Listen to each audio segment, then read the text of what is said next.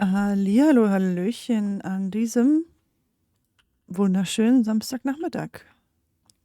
Hi. Ich bin erstaunlich fit. Das wird euch zugutekommen. Hi, hallo. Hey, hallo. Guten Tag. Ja, weswegen ich so überrascht bin, dass ich fit bin. Ich war auf der Buchmesse unterwegs gestern und es war sehr voll und sehr kräftezehrend, aber sehr schön, weil ich sehr viele coole Leute kennengelernt habe und getroffen habe zum ersten Mal. Und deswegen dachte ich bin mir nicht sicher, wie fit ich heute bin, aber jetzt geht's gerade irgendwie. Aber ich habe gut gegessen, habe ein bisschen Cola getrunken.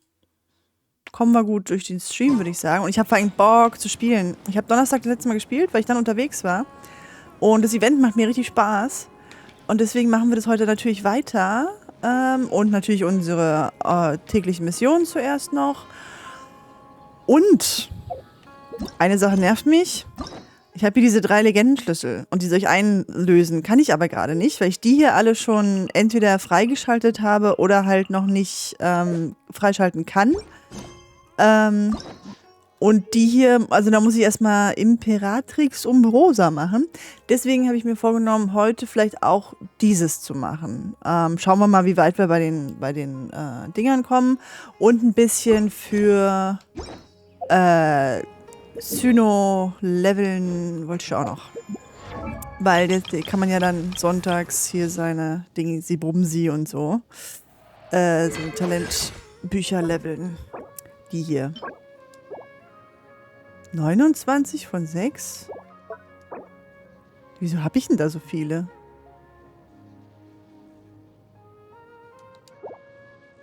Und Moment. Wieso? Ich kann ihn doch ein bisschen hochleveln. Wieso habe ich das? Hä? Seit wann habe ich denn da so viele? Na, jetzt muss ich hier nochmal... Okay. Hä? Das ist ja strange. Naja, ich werde mich nicht beschweren, wenn ich mal mehr habe als gedacht. Sonst habe ich immer weniger als gedacht. Also wie Bargeld in der Jackentasche zu finden. Ja, genau. So, ich muss mal kurz hier nochmal meine... Ja. Meine Fenster arrangieren. So, aber wir fangen jetzt erstmal an. Hier das Ziel. Kriegsführung im Wasser. Ah, das ist ein bisschen anstrengend, da hinzukommen. Das machen wir mal zuerst. So. Ach, da. Okay. Ja, erstmal die täglichen Aufgaben und dann schauen wir mal, was ich noch so, also in welcher Reihenfolge wie die anderen Dinger machen. Ich freue mich schon, das Event weiterzuspielen. Ich habe mich ja am besten, am köstlichsten über Head Guy amüsiert oder auch Don Sombrero, wie er im Spanischen heißt.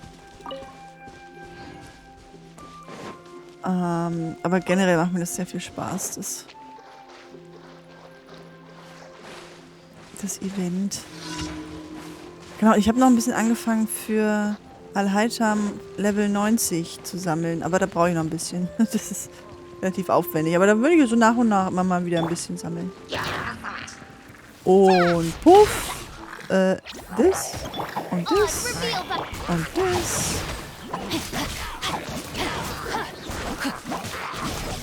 Ah, ich will doch nur... Ja, danke.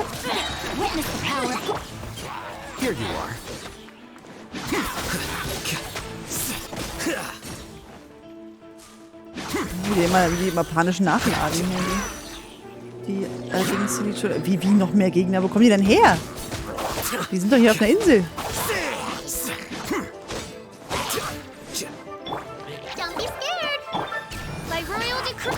Don't be scared. Push. Ha. Oh, Flammen ab und Magier. Das war ganz cool auf der Leipziger Buchmesse. Waren sehr viele Genshin-Cosplays tatsächlich, die ich so gesehen habe. Da ist eine. Au.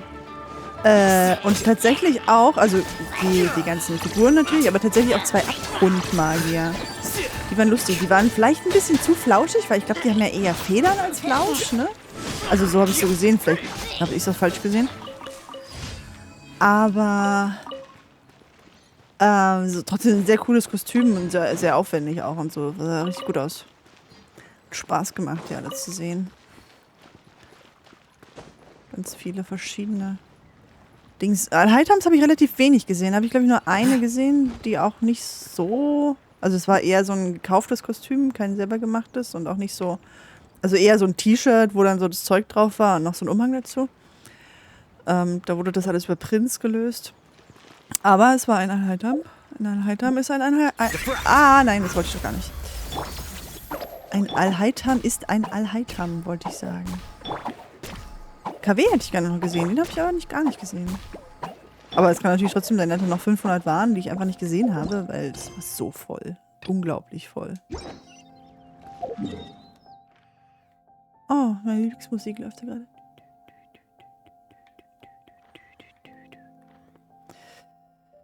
Wie komme ich denn jetzt da am dümmsten hin? Von hier aus wahrscheinlich. Achso, das ist das, ja. Da muss ich jetzt einmal zurückrennen.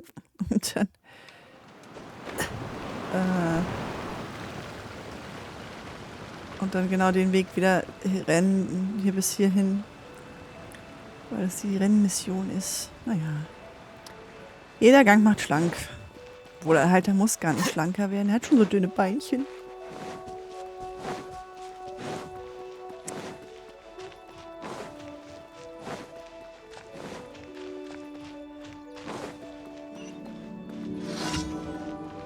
Genau.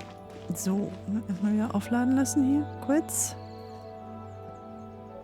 Und schwupps.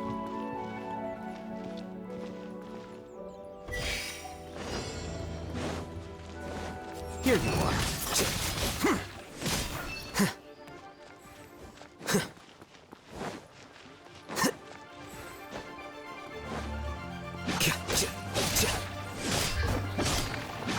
Na gut, die hätte ich wahrscheinlich nicht wirklich länger als 5 Sekunden gebraucht. Das hat sich nicht gelohnt, aber kein Problem. Zack.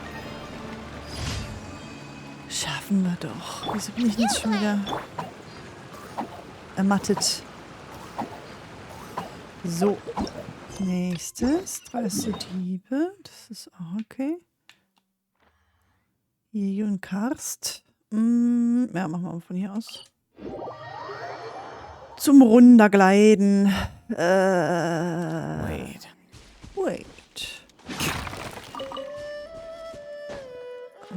Hier hoch.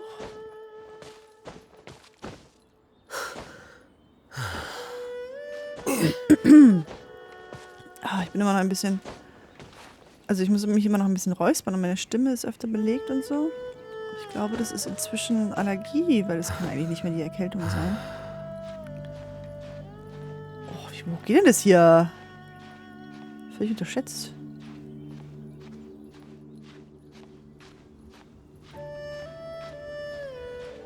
Ja. Vom Schnüsch, das Räuspern? Achso, nee. Es ist halt, gestern war es auch den ganzen Tag noch.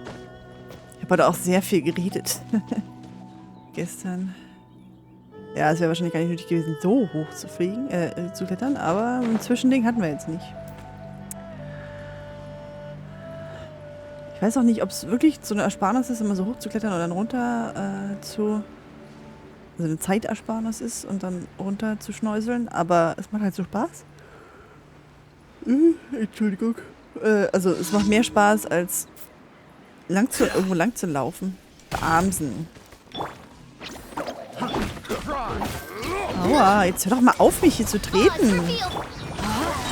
Das ist gleich ein auf die Mütze hier.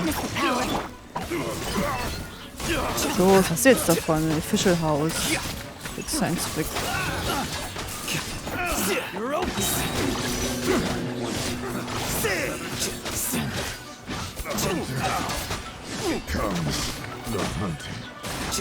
The Hunting becomes the Hunting. Was sagt er? The Hunting? Das hört sich an wie The Hunting, aber... Das wäre Quatsch. Aua.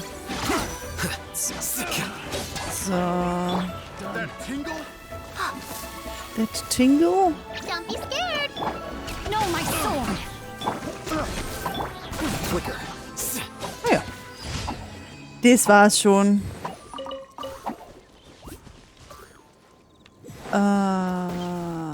Ja, und habt ihr die Charaktervorstellungen von Baiju und Kaveh schon angeguckt? Dead ass, though. Das ist in Kavehs Fall. So, Minze, Zeugs. Das ist zubereiten. Got it. Haus am Moor.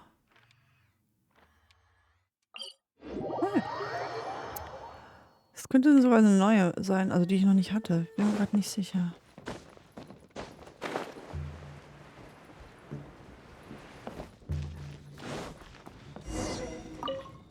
Was es Microsoft geben wird. Wenn wir das wollen, kann es das geben, schätze ich mal. So, ein Gasthaus zu finden ist nicht weit. Im Diamor gibt es viele Pflanzen, schätze aber auch Monster. Dank den Meliliten gibt es zumindest kaum mehr Monster hier in der Gegend. Seit kurzem oh Gott, tauchen sie aber doch wieder gehäuft auf. Sie trauen sich zwar nicht bis zum Gasthaus, aber ich habe kein gutes Gefühl dabei, sie jeden Tag zu sehen. Ja, sicher doch. Okay, das habe ich schon mal gemacht. Ich hatte nur Haus am Moor, das kann ich noch nicht, aber... wo haben wir es? Und hier irgendwo in der Ecke, oder? Da, okay. Geronimo. Wieso sehe ich das nicht? Stimmt, da hinten wieder, ne? Ach nee, das war auf der Insel jetzt irgendwie. Müsste es nicht angezeigt werden?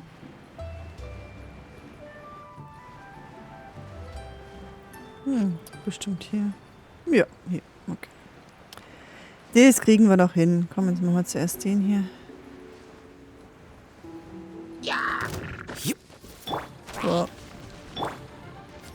No. Here you are. So wollte ich das gar nicht. Ich wollte ihn doch nur runterholen.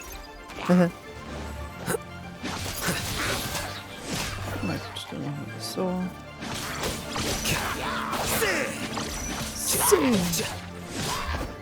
Das ist ganz doof bei denen, die nur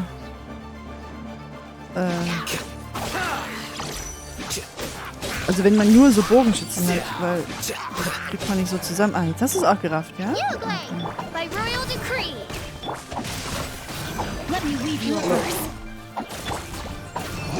So. Okay, das war's schon nicht, da kommt nochmal Nachschub hier. Naja, dann. So, Minze, ups. Minze, Zuckerblumen. So, und das lädt mich jetzt hier, das lächelt mich gerade an.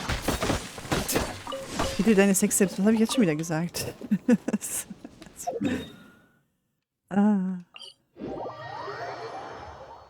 Dachte, kommt noch hier? Ja, wahrscheinlich, das war's schon. Ich dachte, da kommt noch was. Ja, das, ja. So, warte, ich stelle mich dir in den Weg. Hallo. Wie das sehen wir uns dann aus? Die sind Geschichte. Perfekt, danke, Belohnung. Blah. So. Und ich habe auch gesehen am Anfang, ich bin hier schon kurz vor Abenteuerstufe 53. Das werden wir doch mal vielleicht noch voll machen heute. Ja, Titel der Six Games. I know. So.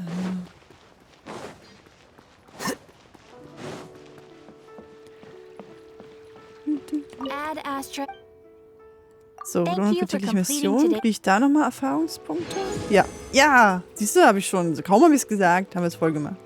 Nice! Dann hole ich gleich die Belohnung für die Abenteuerstufe. Sogar ein blaues. Dann können wir ja heute nochmal ziehen. Ich glaube, ich hatte schon noch einen. Also müssen wir jetzt zwei haben. Ich gucke gleich. Dann kann ich jetzt mal fix gucken. Ja, zwei. Dann können wir heute nochmal zweimal ziehen. Ist doch nett. Vielleicht gibt es ja einen Tinari. Glaube ich nicht, aber you know, man kann ja mal träumen. So. Ja, und bei dem Event kriegt man ja eine Pharozahn, aber die habe ich ja schon. Aber nee, das ist nicht so schlimm. Pharozahn C1 bringt bestimmt irgendwann mal was. So, dann holen wir uns jetzt hier unser Gedönse. Da kriegen wir bestimmt heute auch noch was hin. Das nicht. Das auch nicht. Das auch nicht. Aber vielleicht ja hiervon was. Ja, das könnte sein, dass wir hier noch was hinkriegen. Und 50 Gebete. Achso, wie viele hatten wir da? Warte. 14. Ah, nee, gut. Das kriegen wir wahrscheinlich erst am Mittwoch voll. Da passt es aber noch rein. Sehr gut. So. Hier ist immer noch dieses Legendenauftrag. Ja. Aber jetzt machen wir erstmal. Achso, ja, geniale Beschwörung. Das machen wir nicht. Da bin ich raus. Das habe ich schon gemacht. Das habe ich zu Ende gemacht. Und hier, genau. Fangen wir mit der institutionellen Meisterschaft an. Das ist dann in 11 Stunden verfügbar. Okay, weil ich will jetzt die nächste. Ich sehe immer schon die ganzen Memes dazu. Deswegen wurde ich auch schon so ein bisschen gespoilert, aber nicht schlimm. Und da will ich jetzt hin. Hä? Ja. Arudorf. Okay. Das weiß ich, wo das ist. Das ist nämlich hier. Geh los. Let's have a closer look. Achso, warte bis morgen früh 10 Uhr. Das habe ich natürlich nonchalant übersehen. Aber das kriege ich hin. Vorsichtig.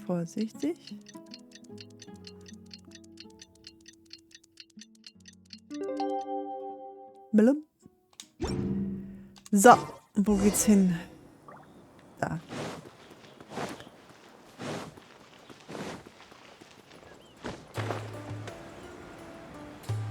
Da. Das steht ja schon. Erheitern geht zu Erheitern. So, los geht's.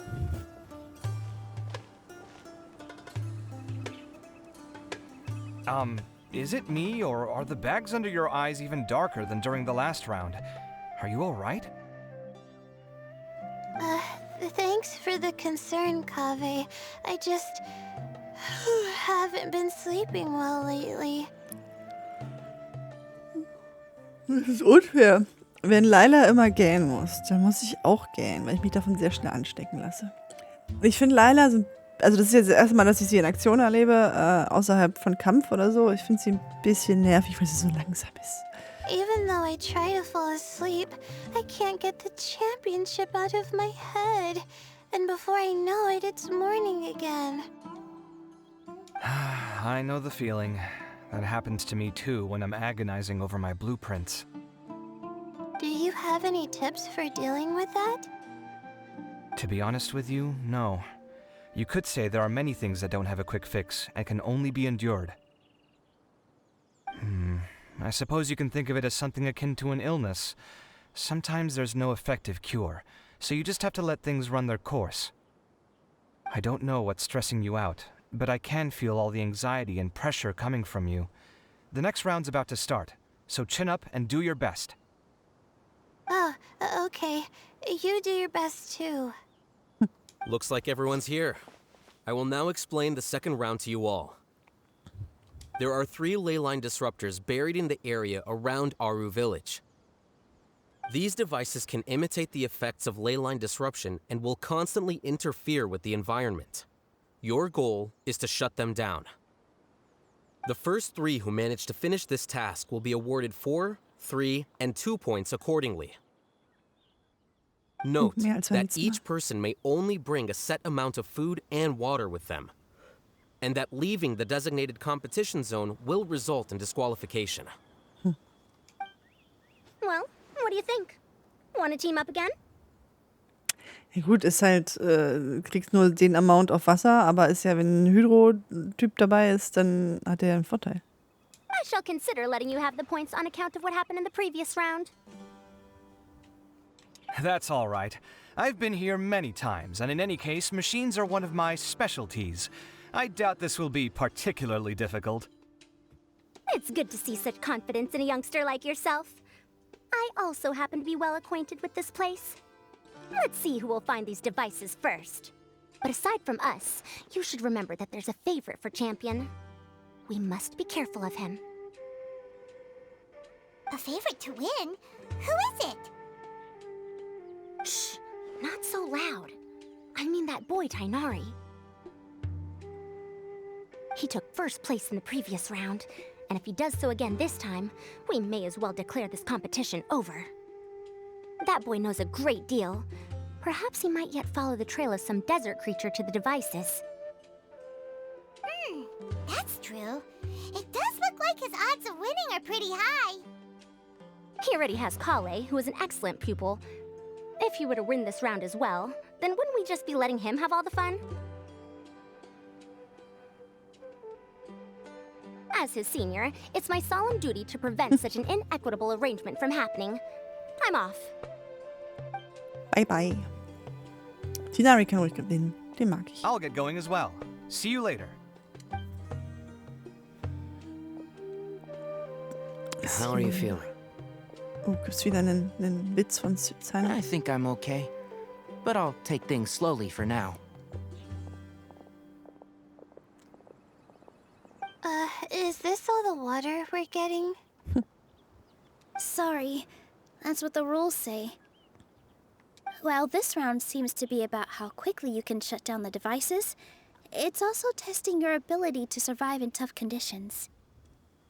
I knew it'd be harder than I had expected.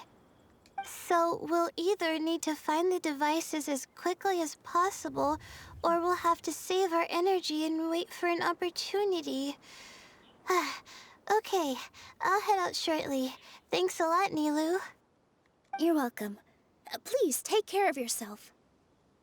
Well, there goes everybody. So, who should we visit this time? Let Paimon think. Oh, right! Didn't Farozan say that Tainari's the favorite to win? Let's go look for him first. Okidoki. Sandmeer flutet und ebbt. Sehr schön. Suche Tainari. Da ist er. Es ist jetzt halt die Frage, weil letztes Mal bin ich dann einfach direkt dahin gegangen, aber kann ich, wenn ich jetzt erstmal zu den anderen gehe, dann kann ich dann die anderen noch sehen? Ich guck mal. Ob ich da mit denen irgendwie noch reden kann. Farozan? Hallo? So, oder sind die dann einfach nicht? Ach doch, da ist er. Red mal mit ihr. Let me see. Where would they put one of these disruptors? Ja gut, dann hast du halt hier einen One-Liner von denen noch. Aber wo ich schon mal hier bin, gehe ich nochmal zu Kaveh. Ja, aber jetzt voll keinen Bock hier.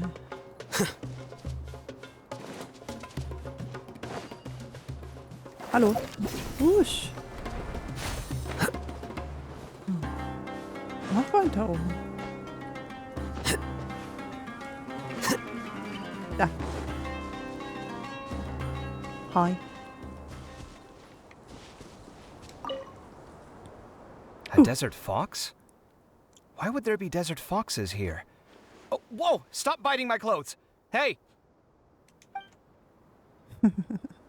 Okay. Es lohnt sich also doch, die anderen zu besuchen. Dann jetzt von hier aus. Dann hier ist seiner, weil der steht ja anscheinend gleich hier rum. Nicht? Hallo? Hallo? Oh, wenn ich gerade hier bin, dann kann ich ja auch nochmal hier die beiden Viecher mitnehmen. Für seiner. Also eigentlich selber sammeln, wenn er jetzt schon hier rumsteht. Sicher immer mal. Hallo?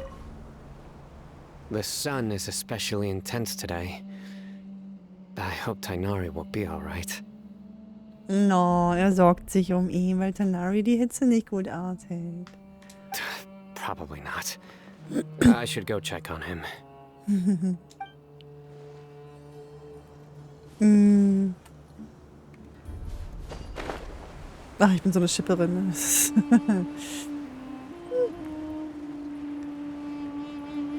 So, wo ist Leila?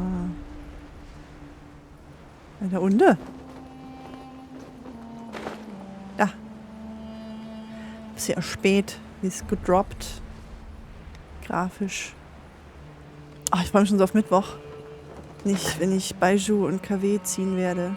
Ich channel das jetzt. Ich werde sehr schnell Baiju und Kaveh ziehen. I feel a little faint. Dann stelle ich in Schatten. So, dann lassen wir uns jetzt hier wieder hin. Dann gucken wir mal, was Head Guy macht. Königs Wusterhausen? Nein, KW. Kaveh. Das ist ein Name. Das weiß ich, seit ich mal einen Kollegen hatte, der so heißt. Da habe ich mich nämlich auch erst gewundert, warum die immer KW zu ihm sagen, weil ich nicht wusste, dass es ein Name ist. Und dann, da unten.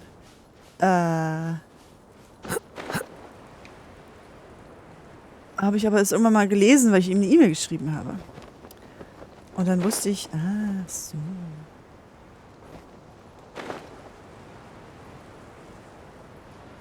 Kaveh nennen die das, glaube ich, im Englischen. Weiß ich gar nicht genau. Head Guy. This seems more annoying than the last round. That's fine, though. I'll find some place to sit and watch them scurry.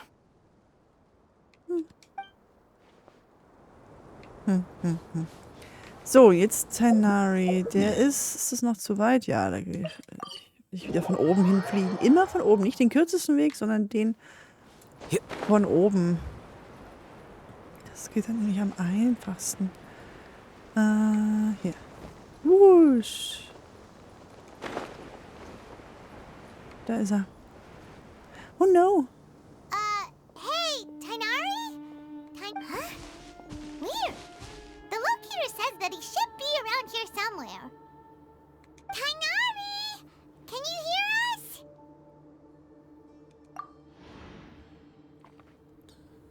You're right.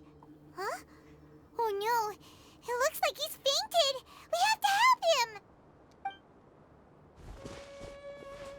Tainari, are you okay? It's so hot. Oh, so you passed out because of the heat. Are you not used to getting around in the desert? That's right. I usually bring lots of water when I go to the desert, precisely to avoid this situation. I went through all my water very quickly, and with the effects of the disturbed ley lines, I started feeling dizzy. My ancestors, the Velukashuna, were originally from the desert. But I guess this is what happens when a species migrates. They become intolerant of their original environment. This isn't the time for a history lesson. Let's get you some water. Humans. Such fragile beings. Your bodies can't even survive extreme changes in the environment. Here, take this. Let him drink it. Das ist aber nett.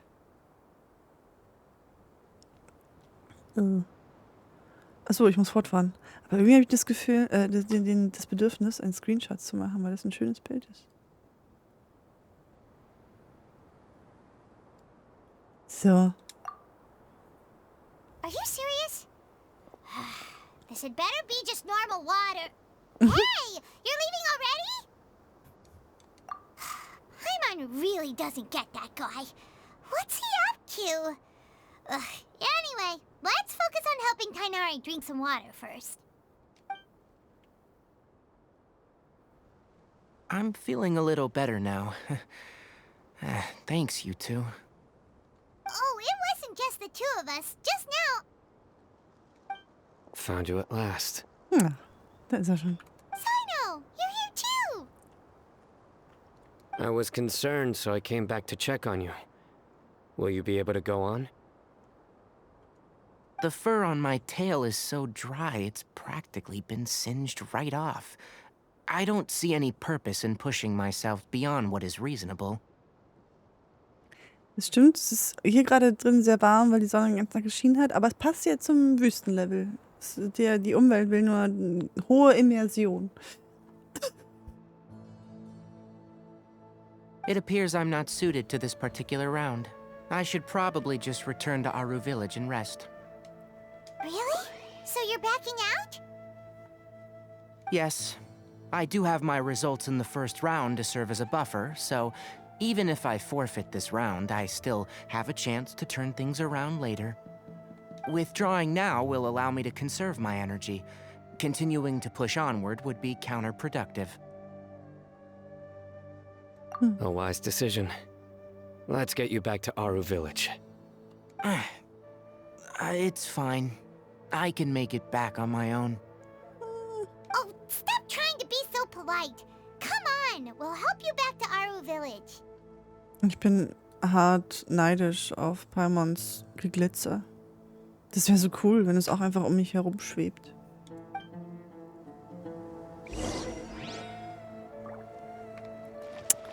So, bringt Tanari zurück, das heißt... Aber das ist nicht das Bild. Achso, aber das... Nee, hä? Na gut. Machen wir mal, was es sagt. Ich gehe vielleicht erstmal zu den anderen. Nee, die stehen noch wie vorher. Steht ja auch noch wie vorher? Nee, steht woanders jetzt. Dann gehe ich mal kurz zum Wanderer.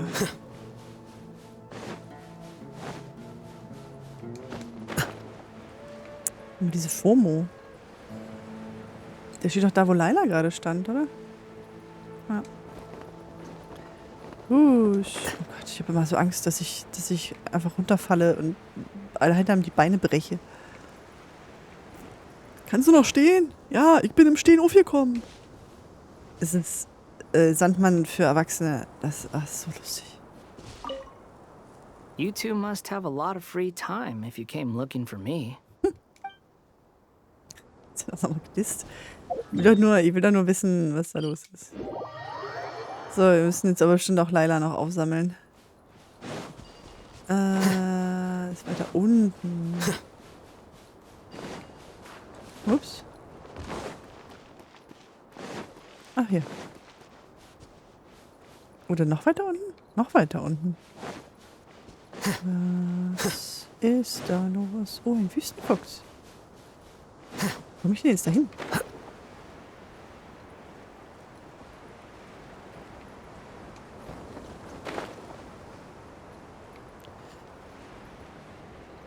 Hä? Ist das richtig, was ich hier mache? Nee. Aber jetzt bin ich wenigstens auf ihrer Ebene, aber... ich kack gleich ab. Schaffe ich's noch? Oh mein Gott! Kann ich hier stehen? Oh Gott, nein!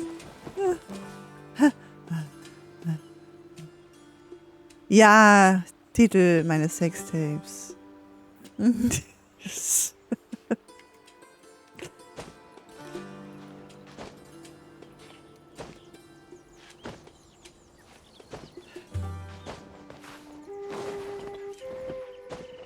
So, jetzt wird er oben. Oh Mann, jetzt kann ich aber auch nicht entscheiden hier.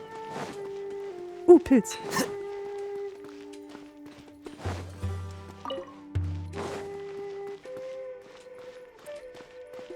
Pilz. So, wo ist denn da? Ist er? Oh, das ist ein Aussichtspunkt. How are you feeling now, Tainari? Do you want to rest some more? There's some shade here, so we can stop for a while. All right, let's do that. Let's do that. Aber da ist der Aussichtspunkt, den mich auch noch angucken. Oh, hat gerade übelst die Textur nachgeladen.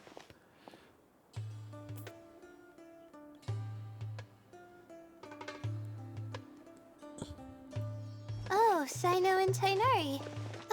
And you've got the Traveler and Paimon with you. Oh, hey, Layla! Yeah, the sun was too strong, so I decided to take cover here for a while. What about you? Are you all done already? Unfortunately not. I'm not quite as capable as I thought. I intend to withdraw from this round. Sino and the Traveler are escorting me back to Aru Village. Withdraw? Can you even do that?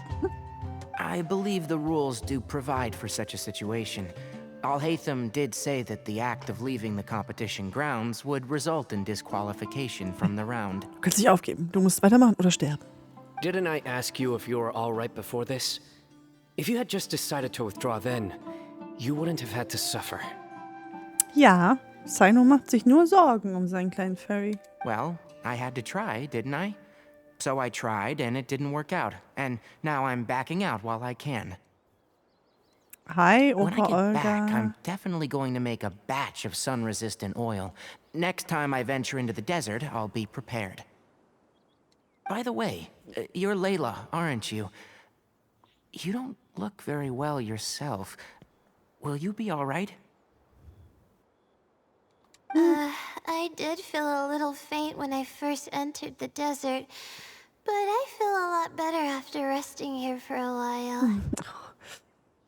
Ich bin froh, dass ich niemanden kenne, der wie Layla spricht. Es wird wahnsinnig werden. Be careful not to push yourself too hard. Die Messe gestern, Leipziger Buchmesse, ich habe schon ganz kurz erzählt, war sehr überfordernd. Also es war cool, die ganzen Leute zu treffen, die ich getroffen habe. Und dafür würde ich es auch immer wieder machen, aber es war so voll. Also ich war wirklich fertig gestern Abend. Und würde auch nicht wieder an einem Samstag hinfahren, sondern dann eher an einem Fachbesuchertag, um dann nicht die ganzen, also um hoffentlich ein bisschen weniger Leute zu haben. Und ich habe übrigens auch Felix Bormann getroffen und mit dem eine ganze Weile geschnackt. Und der ist gefährlich, weil der, also für alle anderen, Opa Olga kennt ihn, aber ihr nicht, der ist Hörbuchsprecher. Der ist sehr cool, ja. Und ich werde jetzt auch dann im Mai ein Beratungsgespräch bezwecks Hörbuch mit ihm haben. Das ist noch mehr Geld ausgeben. Oh, ich sehe gerade, ich habe hier gar nicht mein... jetzt ist die Sonne aufgegangen. Ja, der ist sehr cool. Es hat Spaß gemacht, mit dem zu quatschen. Ja, jetzt werde ich mich mal mit ihm auseinandersetzen, um zu gucken, was da noch so geht. Ich bin gespannt. Aber erstmal der Urlaub.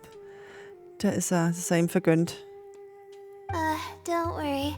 I'm just... Feeling the pressure? Under pressure. Dun, dun, dun, dun, dun. You can tell? Your expression is similar to the ones I see on criminals' faces when I interrogate them. To tell you the truth, I'm still not sure whether I have what it takes to represent the Ratawa Histarshan in the championship. Most people voted for me because of all the rumors surrounding me, and to be honest, those rumors don't really mean anything. Now I don't know how to deal with all the expectations they've put on me. Ach, meine Güte. Ich kriege die Puls, wenn ich hier zuhöre. Das ist wie bei Breath of the Wild, die Mifa. Das konnte ich auch immer nicht hören. Mifas Gebet ist bereit, wenn du es brauchst. Dieses Gewimmer. Oh, das ist... Ich weiß auch nicht, warum mich das so trifft, also warum das so einen Nerv bei mir trifft, aber ich kann dieses Gewimmer kann ich nicht leiden. Discord-Link von ihm. Ja, klar, kann ich mal reingucken. Mal gucken. Also ich bin jetzt schon in einigen Discords. Aber mal gucken, schadet ja nichts. So, schauen wir mal, was Leila sagt. Usually criticize me voted for me this time. So I feel like I have to live up to their expectations somehow. So their expectations are putting pressure on you. Under pressure. Yes. Actually, I heard that you were voted in as well, Tainari. How do you deal with it? I'm just wonderful. To be completely honest, I don't really feel any pressure. Firstly, Those who expect things from you do not necessarily do so for benign reasons. Danke. On the other hand, those who do consider your feelings certainly wouldn't want you to push yourself. Next, we are researchers. Our primary duty is to interact with knowledge, not to meet others' expectations. As for me, I took part in this competition to advertise for an academic lecture at Gandharvaville next month. I'll obviously try my best during the competition, but I won't let any additional pressure get to me. Tainari hat Marketing verstanden, würde ich sagen. I think you can also try to find a clearly defined goal. That may help you. Huh. I understand. Thanks for your advice. Die labern hier ewig. I'm absolutely parched after talking so much. I've still got some water with me. No, I'll be all right.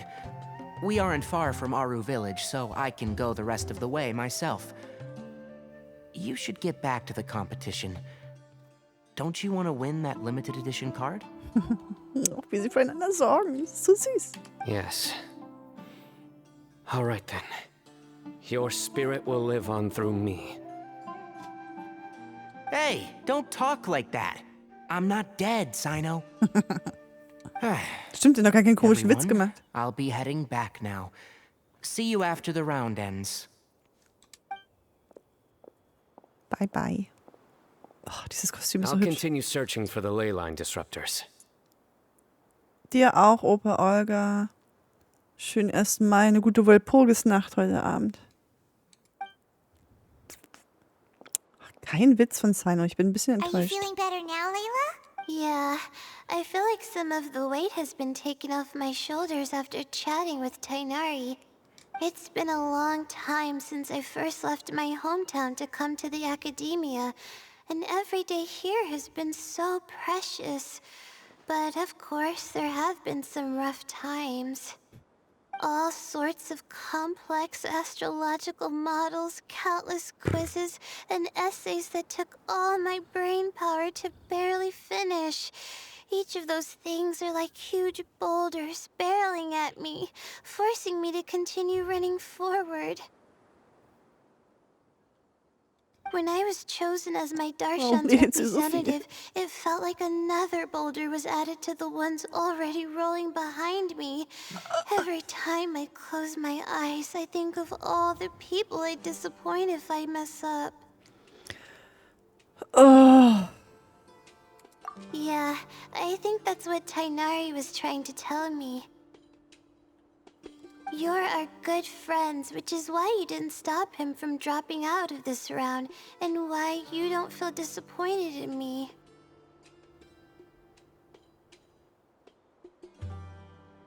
ja, du hörst ja auch nicht mit.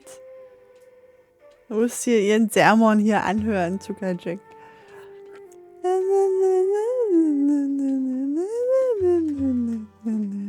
Ja, hör ruhig mal hin. That's right! No need to feel so down! That said, he did also say that he hopes I could have more concrete goals for taking part in this competition. I don't have any now, but I'll give that some thought. Anyway, I won't take up any more of your time. You still have to record the other contestants' progress, don't you? Perhaps they've had some breakthroughs while we've been chatting. Ja, sie ist langsam drin. Ja, Downer ist es genau. Aber sie kann nicht schlafen. Also sie ist irgendwie Astrologin. Ich krieg sie jetzt auch gerade das erste Mal mit. Ich glaube, es gibt noch einen Auftrag für sie. Und sie kann immer nicht schlafen. Ich glaube, ja, Schlafwandlerin und so und hat irgendwie was damit zu tun. Und deswegen ist sie immer müde. Und deswegen redet sie so We should langsam. go look for the others. Now, who's left? Tainari's dropped out for the round, and we just saw Sino. Und Laila. You could go see how Madame Farozan's doing. I've heard that she's quite knowledgeable about the desert, so she's probably made some progress by now. Okay, let's go look for Farozan. Ja, hier Paimons Durchschlagszahl. So, danke. Tschüss, Leute. War ich nicht hier ein Aussichtspunkt? Ja, nice. Ah. Eintrag Ödland der tanzenden Sande. Na, ist das nicht schön. Wenn das nichts ist. So, jetzt schauen wir mal kurz. Sino ist hier. Kaveh ist immer noch... Ach nee, der hat sich bewegt. Dann gehe ich nochmal zu ihm. Und er hat sich auch bewegt. Gut, dann zuerst zum Wanderer.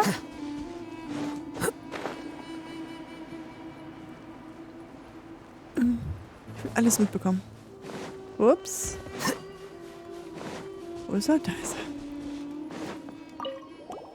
Looks like someone's taking it easy. You should be thrilled that I have nothing to do. Otherwise, that means someone's in for a very, very bad day. But if you don't get any points this round, you won't have a shot at winning. It's not like I care about winning or clout. Really, the real prize for me is watching all these people fight over something so useless. Oh, you reminded me of something. There shouldn't be any more incidents after this round. If you'll excuse me, I have somewhere to be.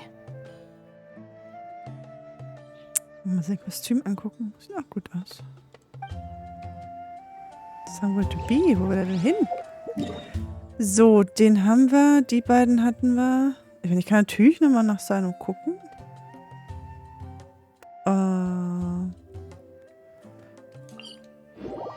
Also mit Leila will ich jetzt wirklich nicht nochmal reden. Wie bin ich denn da hingekommen? Ist hier nicht mehr. Jo. Mach mal hier. So, ach guck mal, aber Sino ist hier. Skorpion. Kein Bock zu kämpfen. Oh, hier ist ein Dingens. Wo ist er denn? Er sollte doch hier irgendwo sein.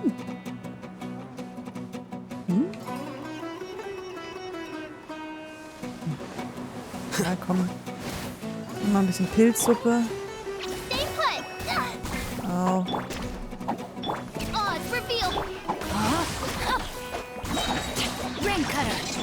Raincutter.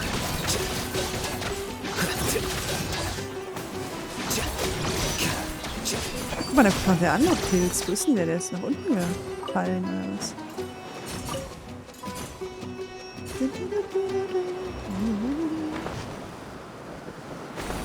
Nice. Den haben wir schon mal, aber wo ist denn jetzt hier der Sino? Ist der da drin oder was? Aber ist der weiter unten? Ist der? Ich verstehe es nicht. Oh. Jetzt wird gar nicht angezeigt, wo er ist. Das sieht ja crazy aus. Das wird so regelmäßig. Hallo? Matra? Crazy. Ja, weil hier ist ja wieder Leila und da ist er ja weitergegangen. Dann sind wir hier wieder im Dorf. Hä? Will sich versteckt? Es geht los da rein. So, jetzt müsste ich ja wieder... Da. Ha. Naja. Dann soll ich ihn wohl nicht finden. Aber zu Kaveh gehe ich. Da ist er nicht. Ist er das? Ne, hier ist er. Oh. 2 Füchschen. There's another one.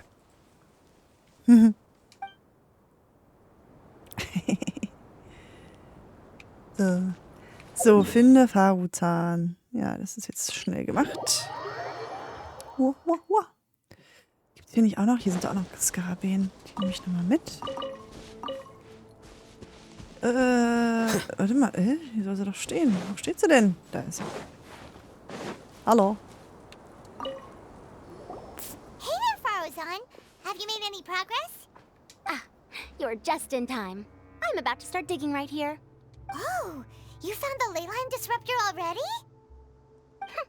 Such a simple problem could never confound me. Not long after entering the desert, I discovered a primal construct that was acting abnormally, so I followed it all the way here. Once I got near here, it suddenly disappeared. Something unusual must be happening around this area. You're a true expert, Madam Faruzan. You knew what to do right away. Well, I do happen to have more experience than most. But that aside, has anyone completed this challenge yet? Nope, not yet. Well then, I suppose I'll be the first. What about that boy Tainari? Oh? And why's that? He's not used to being out and about in the desert. Huh. I didn't think he would have such a weakness. I suppose he could use a bit more training. What about the others? Is that Ratawahist girl still a bundle of nerves? Tainari gave Layla some advice, and she seems to be doing a lot better now. Sino just started his search for the disruptors, and as for Hat Guy, well, who knows what he's thinking. And what about Kaveh? Has he found a ley line disruptor yet? Paimon doesn't think so, or our locators would have already let us know. Strange. What's he lollygagging for? With his skill. Well, I'm afraid the most thrilling moments are already done here. You should probably go find Kaveh and see how he's faring now. Ja, wir müssen doch noch ein Bild machen. Na gut, bei Kaveh war ich ja gerade. Na, jetzt ist er aber wieder woanders.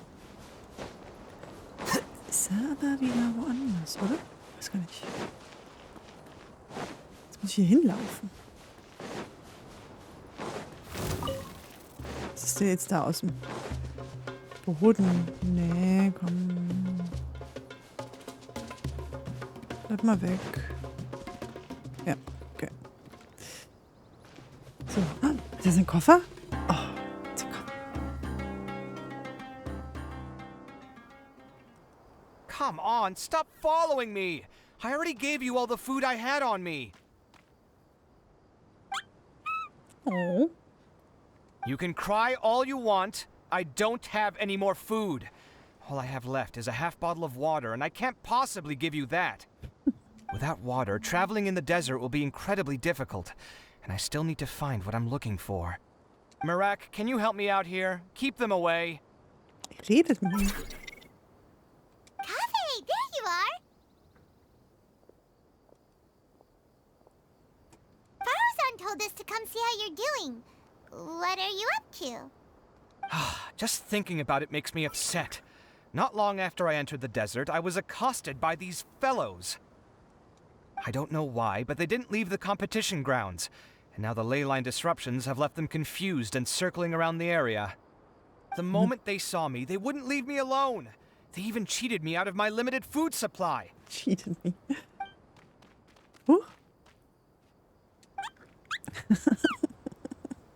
Hey, didn't I ask you to keep them away? Kaveh, is this flying metal thingy yours? That's right. This is my toolbox, Mirak. Your Toolbox. toolbox? Huh. It seems pretty fancy. Hey there! Can you understand us?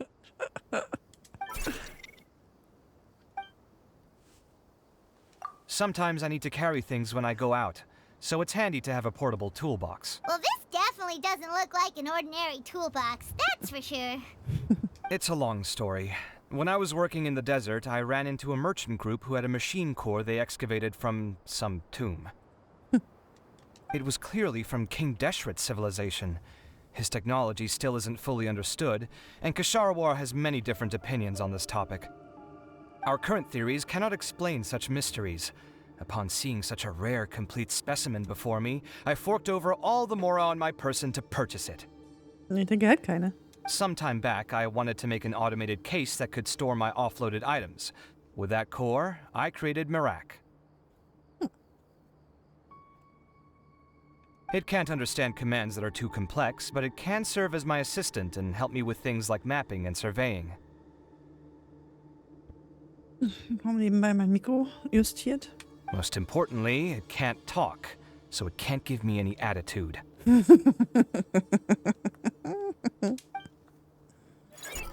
Oh. Oh, yes. Thanks for helping hide the fact that I live at Alhatham's place earlier. Sorry.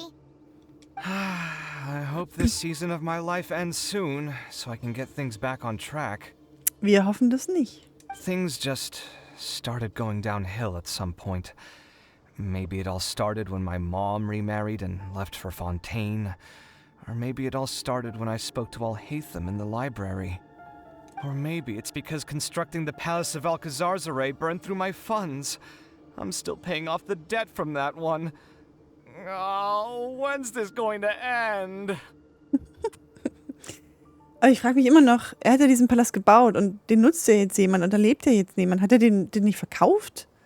Es ist so, warum hat er denn als Architekt Schulden gemacht für den Bau dieses Palasts? Now that I think about it, I guess we're all unlucky here. It's not like any of you asked to be trapped in a ley line disruption. Okay, let me get you all out. Kaveh, aren't you going to look for the ley line disruptors? Yes, but I can't just leave them here, can I? Oh, forget it. The more I think about this, the more I feel a headache coming on. I'll get back to searching once I get them out of here.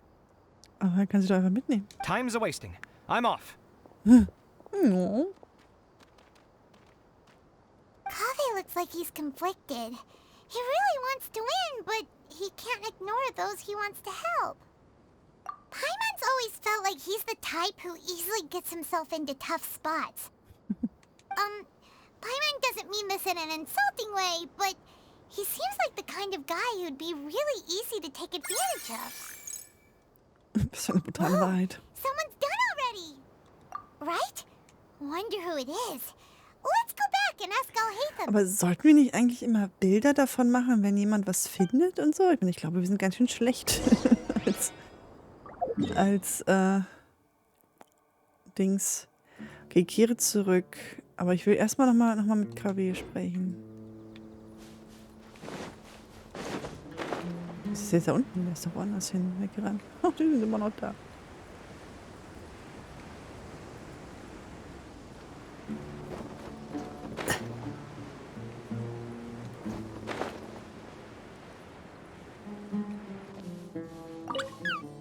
Shh, quiet. I'm currently trying to find a way out of here.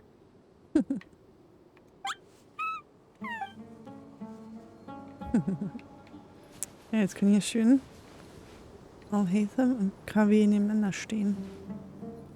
Ja. Entschuldigung. Ich höre schon auf zu schippen. Da soll ich hin. Naja, dann von hier. Achso, nee, Layla steht da noch rum.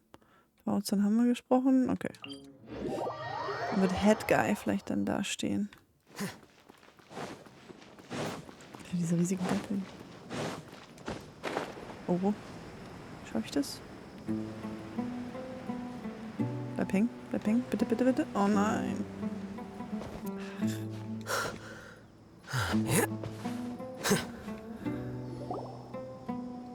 Verification complete. Ah, er war's. Congratulations on being this round's first winner, Sino. Ooh, so Sino was the quickest. I am from Spontamod, after all. We know a lot about ley lines, so finding a disruptor was never going to be particularly difficult for me. Since the Traveler and Paimon also happen to be here, do you have anything you want to say? Anything I want to say? My friend couldn't continue on, so failure was never an option. The bonds of yesterday will forge the road to tomorrow. With the ties of friendship that bind us, I won't lose to anyone. Nice. Chip. That's a line from King of Invocations, one of my favorite works, and it sums up my thoughts right now. It might be a good thing that Tainari isn't here, or else he'd give Sino a good smack right about now. Oh wow, it's already so late. Everyone's probably running low on food and water. It'll only get harder from here on out. Something similar happened in King of Invocations. What a classic. Any thoughts on that, Alhaitham? I have no thoughts regarding King of Invocations. Nilo obviously wasn't asking about that. Oh Gott, ich mag Palmans angepisstes Gesicht so gern. Deserts are much more dangerous at night, so this competition should be nearing its end. At the moment, only Farazan, Layla, and Kaveh remain. I wonder who next person to find a disruptor will be. Wait, only 3 people are left? Tainari forfeited, and Sino's already done. What about Hat Guy? He also forfeited not long Sombrero. ago. Ugh, Paimon can't understand what he's thinking at all. But, like Al-Haytham said, this round's almost over. Let's go see what the other contestants are doing. Okay.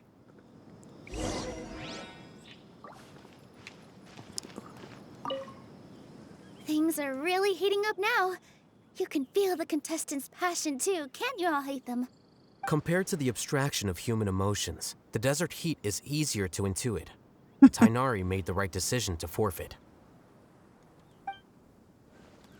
Curses. There's sand in my shoes. Ooh. Are you alright? Much better. Aru Village's hospitality sure is something. 2 whole pitchers of water, to be precise. Oh wow, da muss man bestimmt echt pinkeln. If your throat's too wet as a result, I can provide some dry humor. No, thanks. Much appreciated, though. Jetzt hau noch mal einen raus, Sino. Komm doch. So. Bauzahn, Leila. Okay, aber also mit Kaveh habe ich wahrscheinlich schon gesprochen. Curses. There's sand in my shoes. How weird. The locator says that Madame Farazan's nearby, but where?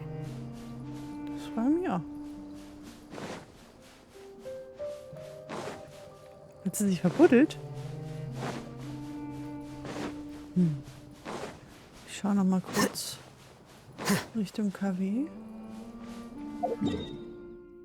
Ob der da noch da unten steht?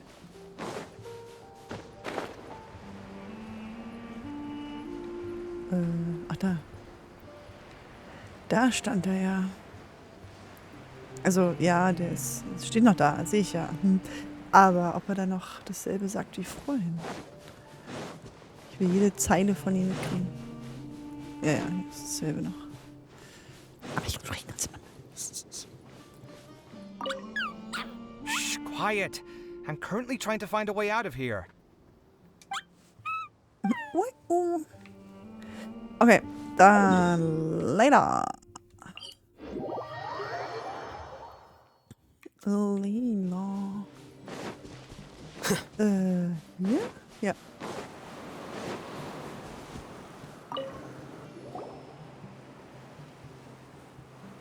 Hello again. You know, it suddenly occurred to me that you guys have had to do a lot of running around this time. Don't you find it tiring? Really? Wow. I don't know where you get your strength from. Es ist ein bisschen tiring, mit ihr zu reden. The desert's getting colder now that night's falling, and the wind can really sting your face because of all the sand in it. Has anyone finished this round yet? Sie. Sino's already shut one down. Have you made any progress yet? I circled the whole area, but I didn't find anything. But I did have the chance to think some more about that thing that was weighing on my mind, and I realized something. Well, my fellow Retawahist members must have all put my name forward for different reasons, and maybe a lot of them only picked me because they wanted to watch me make a fool of myself. But be that as it may, I believe that a lot of them genuinely do expect great things from me. And I want to live up to their expectations. I don't want them to regret putting my name down. Huh? But doesn't thinking like that put a lot of pressure on you? Of course, that comes with some amount of pressure for sure. But now I've thought about it, I don't feel like this is something I have to do. Instead, it's something I want to do. That may not sound like a huge difference to you, but it's helped me relax a lot. So don't worry about me. Well, that's great! Also, now that I've relaxed, I'm suddenly really sleepy. Das ist unfair. Ich werde doch mal sofort angesteckt. I think I'll just take a quick nap. Just a quick one.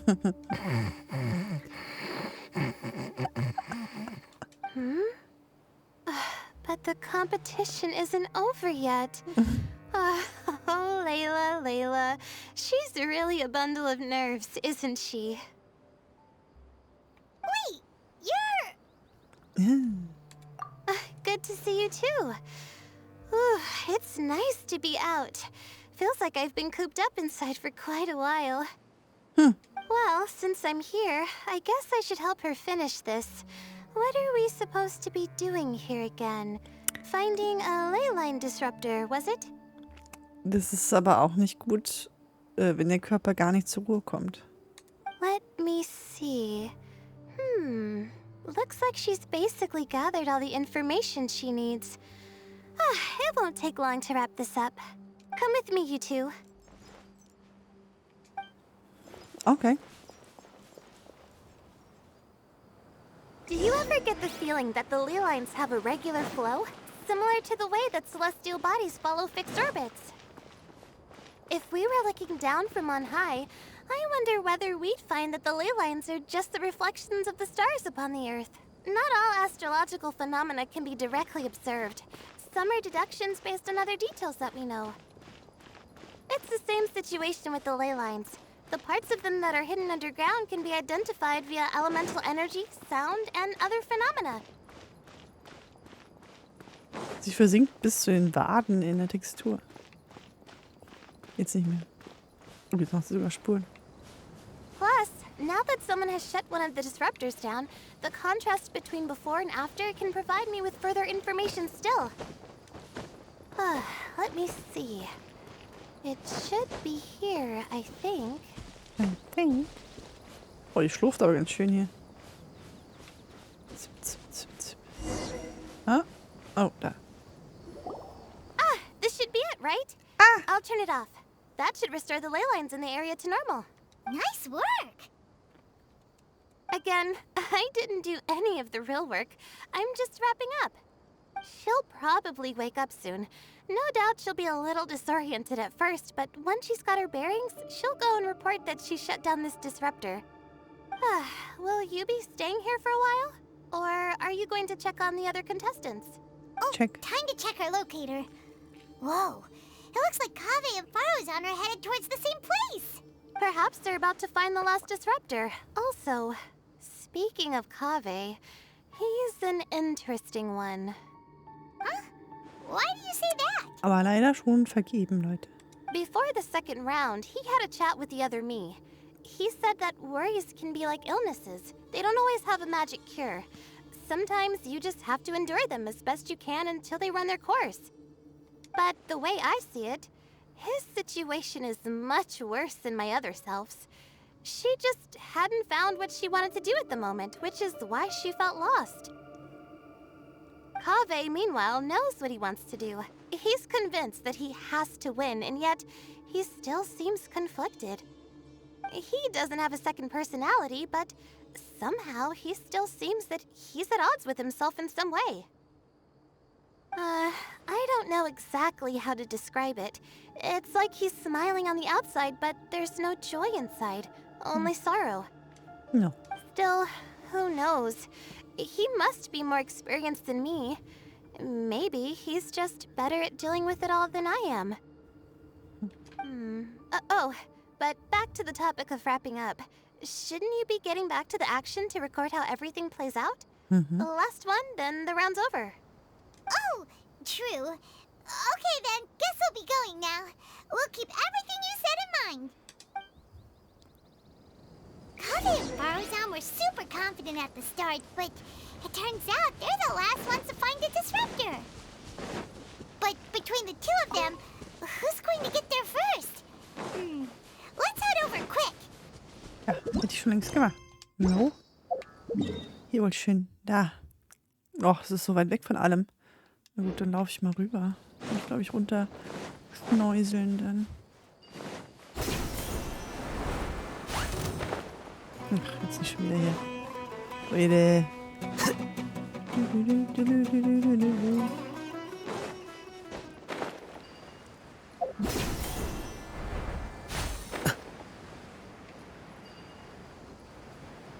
Nee, da will ich nicht hin. Will ich denn hin?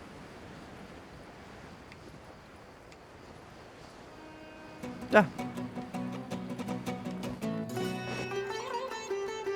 Ach, jetzt bin ich die ganze Zeit hier. Here.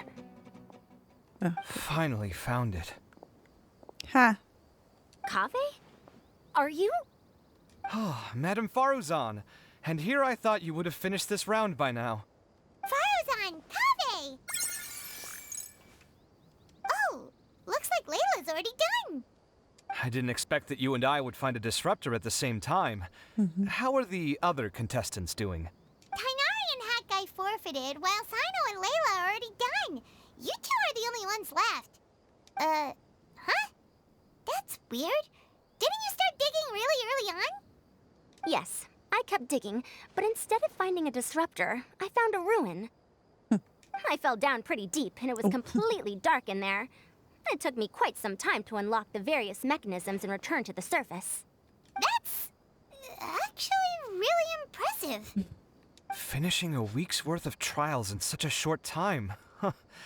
That's pretty amazing, Madame Faruzan. What about you? Why are you so late? I encountered a lot of lost desert foxes along the way, and I brought them to the outskirts of the competition zone. When I came back, I was absolutely parched. And then I blacked out. Probably from the heat, you know? When I woke up, it was already night. I used the last of my strength to come here. A most curious reason indeed. But are you sure you're all right? It sounds like you were in an incredibly dangerous situation. You said you were familiar with the desert, but the way you handle problems... It does feel rather at odds with your title as a genius. It was problematic, but that had nothing to do with me being a genius. It was my decision. The way I did things wasn't optimal, but I wouldn't have been comfortable not doing it either. My conscience would have weighed on me. Youths these days, each stranger than the next. But back to the main issue at hand. Since we are both very certain that this is where the final ley line disruptor is, let's dig it up then. Well, this is indeed it. Of that there is no doubt. But how shall we count the score this time? Jetzt ist Kaveh dran. What is it, youngster? You seem relieved. Oh, nothing. I was just thinking that this round's finally over. There shouldn't be any more innocent creatures getting wrapped up in danger. As for the points, I guess we can draw lots again later. I can't think of anything better. All right, in that case, let's all head back to Aru Village. Paimon thinks you'll both need some water and rest. Ich glaube aber, da man ja beim Abschluss des Events eine Faruzan bekommt, wird sie das Ding wohl gewinnen.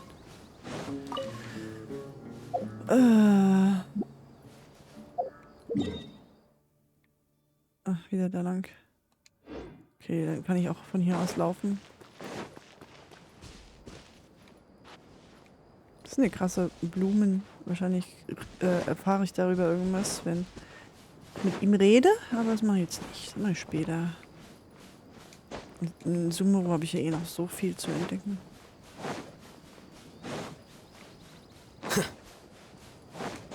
Oh. So.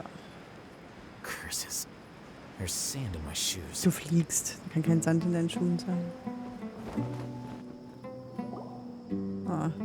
Looks like the second round is over. I wonder who is faster, Kaveh or Madame Faruzan? Huh? Where's Madame Faruzan?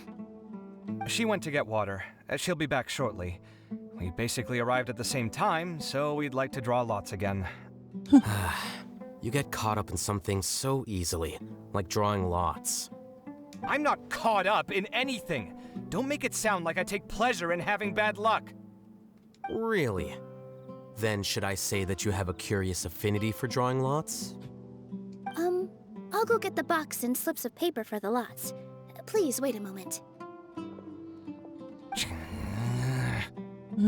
Oh, here we go again.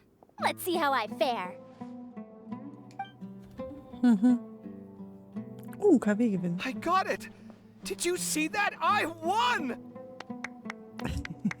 Congratulations. Looks like Kaveh's luck's taking a turn for the better. Oh, finally! After all this time! It looks like you've been rewarded for your tribulations in the desert. This round's points are yours. And with that, our second round is done. Sino, Layla, and Kaveh are our victorious contestants. As for the current standings, let me see. Sino and Layla both have 4 points, putting them both in first place. The rest in descending order are Tainari, Farazan, Kaveh, and Hakai. The next round will be the final one. Please rest up before then, everyone. I heard that some stalls at the Wisdom Gala are debuting new games, so feel free to drop by if you're interested. Sorry. So. Al-Haitams Besorgnis, als er von Kavehs Schwierigkeiten hörte, war auch schön. So, gibt es jetzt wieder neue, aber ich wollte erstmal, müsste sowieso erstmal die anderen machen. Das wird noch jetzt eine Weile dauern, aber ich bin gespannt. Die Minigames sind nämlich alle ganz lustig. Nur der Kampf mit den Tränken für mich noch zu schwach. It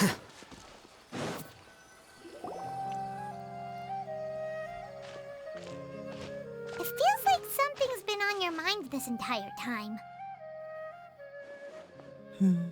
Weißhaarige Mann.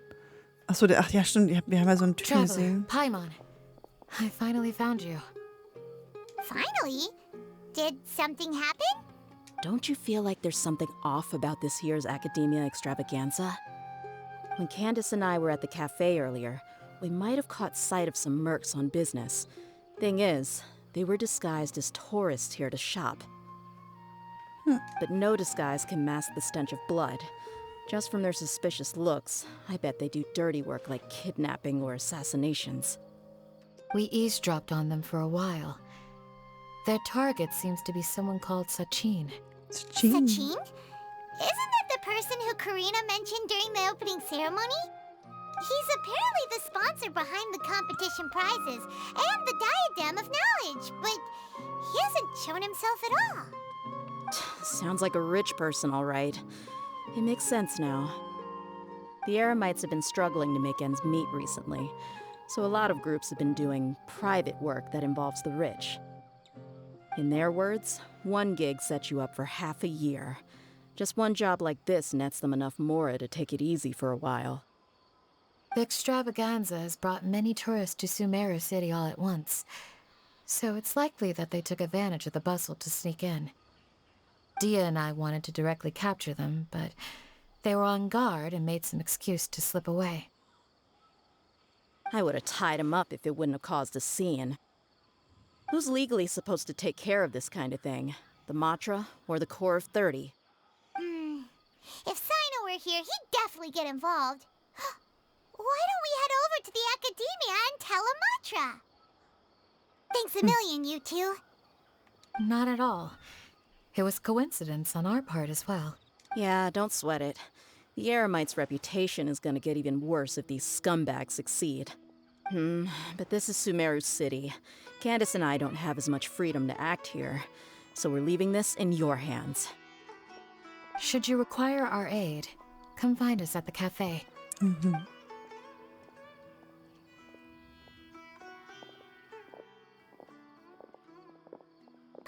noticed that something's bugging you. Is it the extravaganza? 'Cause Paimon's starting to think that there's more than meets the eye here, too. But thinking like this isn't doing anything. Let's just go find a Matra. Ja, später. Zunächst werden wir uns hier drum kümmern. Um die Messestände.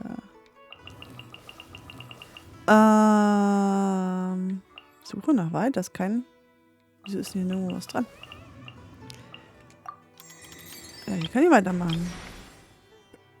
Achso, das sind die achso, nee. Ja, Die Sterncollagen, da will ich hin. Wo ist das? Das war da. Achso, nee, ich stehe ja hier gerade noch neben 2 anderen, ne? Was ist hier los? Ich möchte das ausprobieren. Fahr mal hier entlang. Achso, das ist Wegplanung. Ja, dann mache ich das zuerst.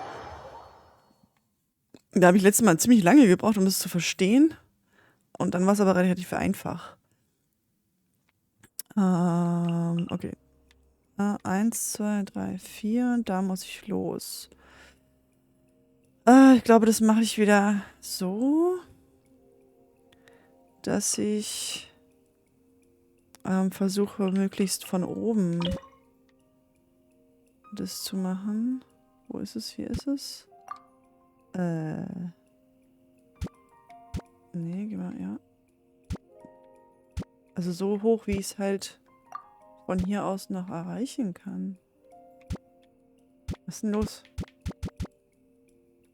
Hä? Ich verstehe gerade nicht. Warum kann ich das nicht bewegen?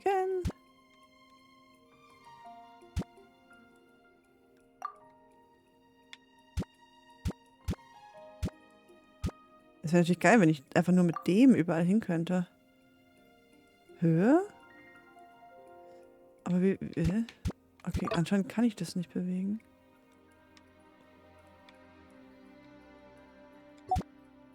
Ne, kann ich nur da in die Mitte machen. Ich guck mal, ob ich da jetzt rankomme schon, weil dann... Ne. Achso, Herausforderung starten.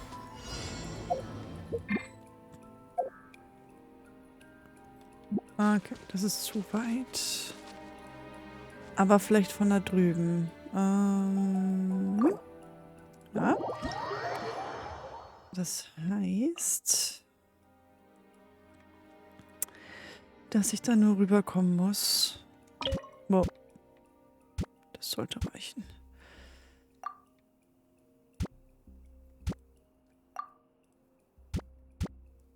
So.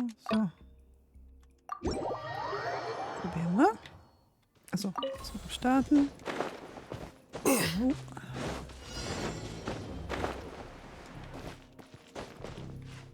Ah. Kommen wir hoch, okay. Reicht das vielleicht schon? Wo ist er denn da? Ja, sehr gut. Da komme ich hin. Ist die Frage halt, ob ich von den Checkpoints immer wieder damit... Hier geht's. Wieso geht es nicht? Hey. Oh, zu weit weg.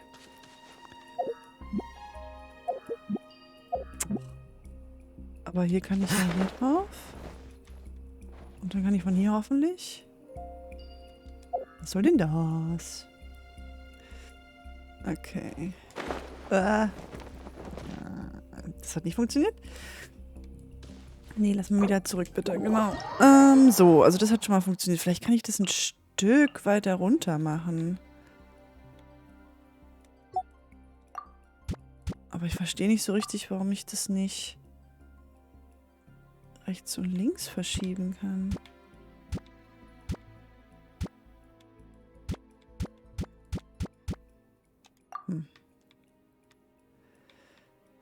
Na gut. Das heißt, hier muss ich gucken, dass ich da wieder zurückkomme. Da muss ich wahrscheinlich, also hier will ich dann als letztes hingehen, von da aus. Hier komme ich auf alle Fälle wieder zurück. Hier komme ich wahrscheinlich so direkt rüber. Und dann muss ich hier schauen, wie ich hier zurück... Aber hier kann ich auch zurückschweben. Aber dann muss ich nur gucken, dass ich von hier zurückkomme und da nehme ich dann in den letzten. Zeig mal her, was haben wir noch? 25. Das ist ein Riesending. Wahrscheinlich. Das ist aber alles auf dem Boden platzierbar. Ja, da komme ich wieder nicht hoch. Ich mache mal hier dieses.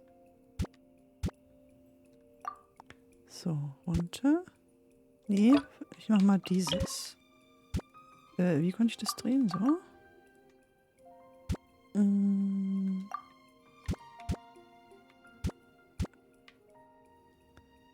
So. So, kann ich noch ein Stück höher.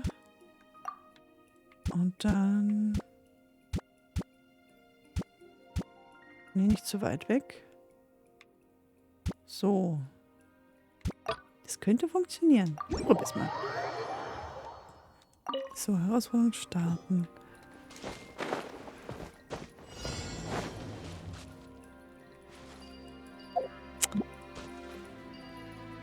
Oh. Na gut. Von hier.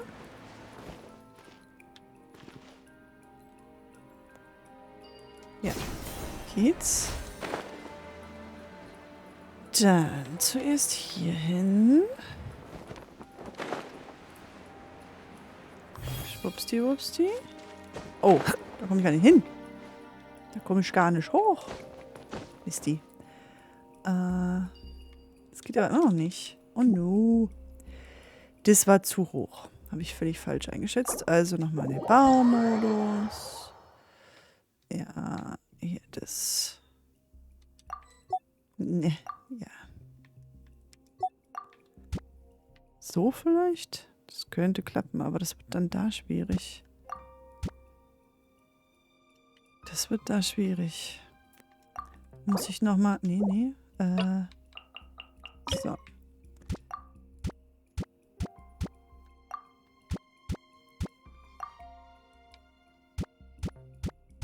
So. So klappt's. So, bin ich noch bei 3 Sternen gewesen eigentlich? Jetzt habe ich gar nicht geguckt. Ich muss ja eh checken, was ich kann und was nicht. Das ist wahrscheinlich ja auch overengineert, aber machen wir mal. Hey. Schupp. So. Haben wir das? Haben wir... Nein! Oh Gott. So, also müssen wir halt unten... Nee, geht. So, dann 1.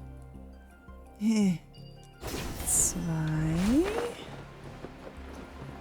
Da kommen wir hin. Kommen wir auch direkt zurück. Das wollten wir als letztes. Wo ist denn 3? Ah, nee, das ist genau. Das ist das 3. Kommen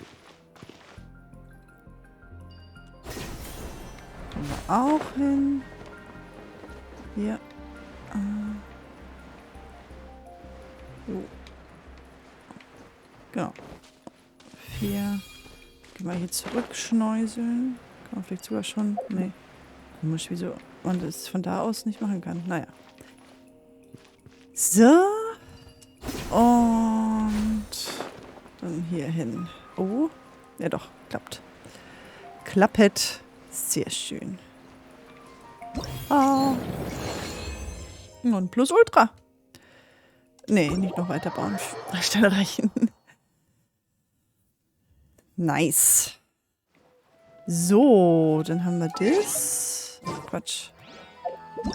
Ach, die Belohnungen holen wir uns am Ende, ne? Die holen wir uns am Ende. So, rede mit ihm hier. Was bist du? Archäologie. Achso, da müssen wir ja zu dem anderen, ja.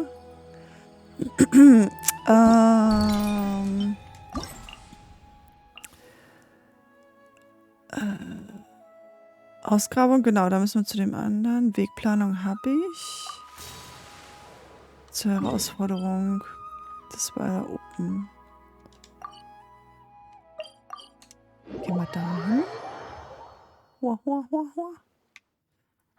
Genau, hier. Die beiden.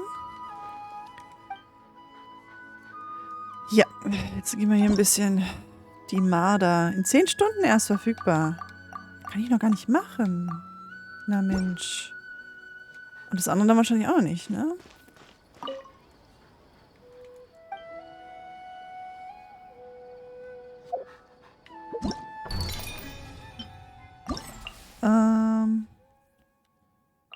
Aber habe ich das nicht gesehen? Wieso habe ich das nicht gesehen? Achso, nee, gut, muss ich nochmal gucken. Die kann ich auch noch nicht machen. Auch erst in 10 Stunden. Die kann ich machen. Das mache ich auch gleich. Und das kann ich auch machen. Na gut, dann sammeln wir hier schon mal ein. Nice. Und das kann ich machen. Das machen wir dann aber als letztes. Genau, das ist auch erst in 10 Stunden verfügbar. Gut. Dann gucken wir hier. Das ist da oben. Ja. Gehen wir von hier hin. Es war ein bisschen umständlich, dahin zu kommen.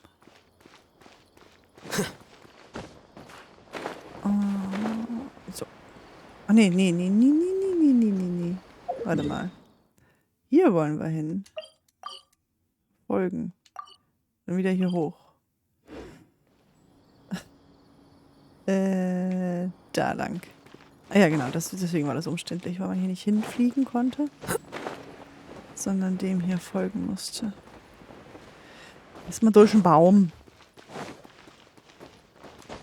So, aber jetzt. So, ein paar Sternchen machen wir jetzt. So, das war ganz schön. Das hat Spaß gemacht. Ja. Ja, mach. So, das habe ich nämlich schon. Das habe ich auch schon. Das machen wir jetzt. So. Ach, passe die Höhe an. Oh, das ist jetzt neu. Okay.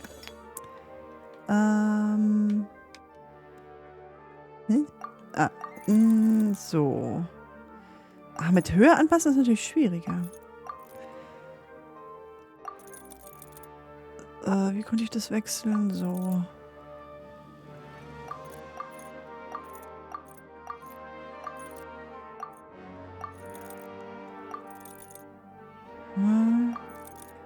Dim. Das könnten die 3 sein. Und dann muss das hier aufsteigen. Und so, genau. Sehr gut. Dann haben wir nämlich die 3. Und dann müssen die unteren nur noch ein bisschen in die Richtung. Nice. Weiter. Das sind bestimmt die 3. Ja, das sind die 3 da oben. Das habe ich gesehen. Und welche fehlen jetzt noch? 2 da. Nee. Die sind aber so nah zusammen. Warte mal, welche? Und das. Hä? Das ergibt keinen Sinn.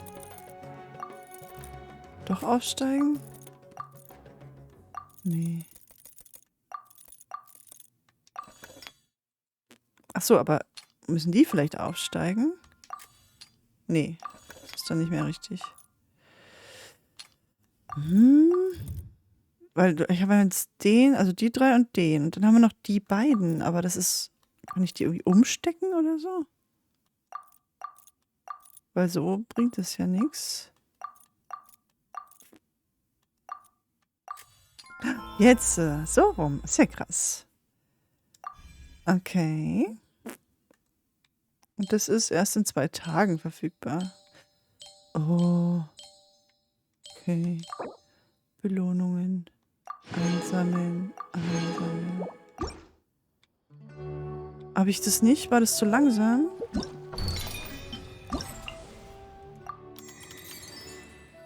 Achso, hier gibt es nur die... Ja, hier gibt es keine mehreren. Okay. Gut, hier haben wir eingesammelt. Das muss ich noch machen. Der Nähe Dal Archifa. Da muss ich mal gucken. Dal Al-Shifa. Al-Shifa. Hier. Hier muss ich hin. Von hier aus.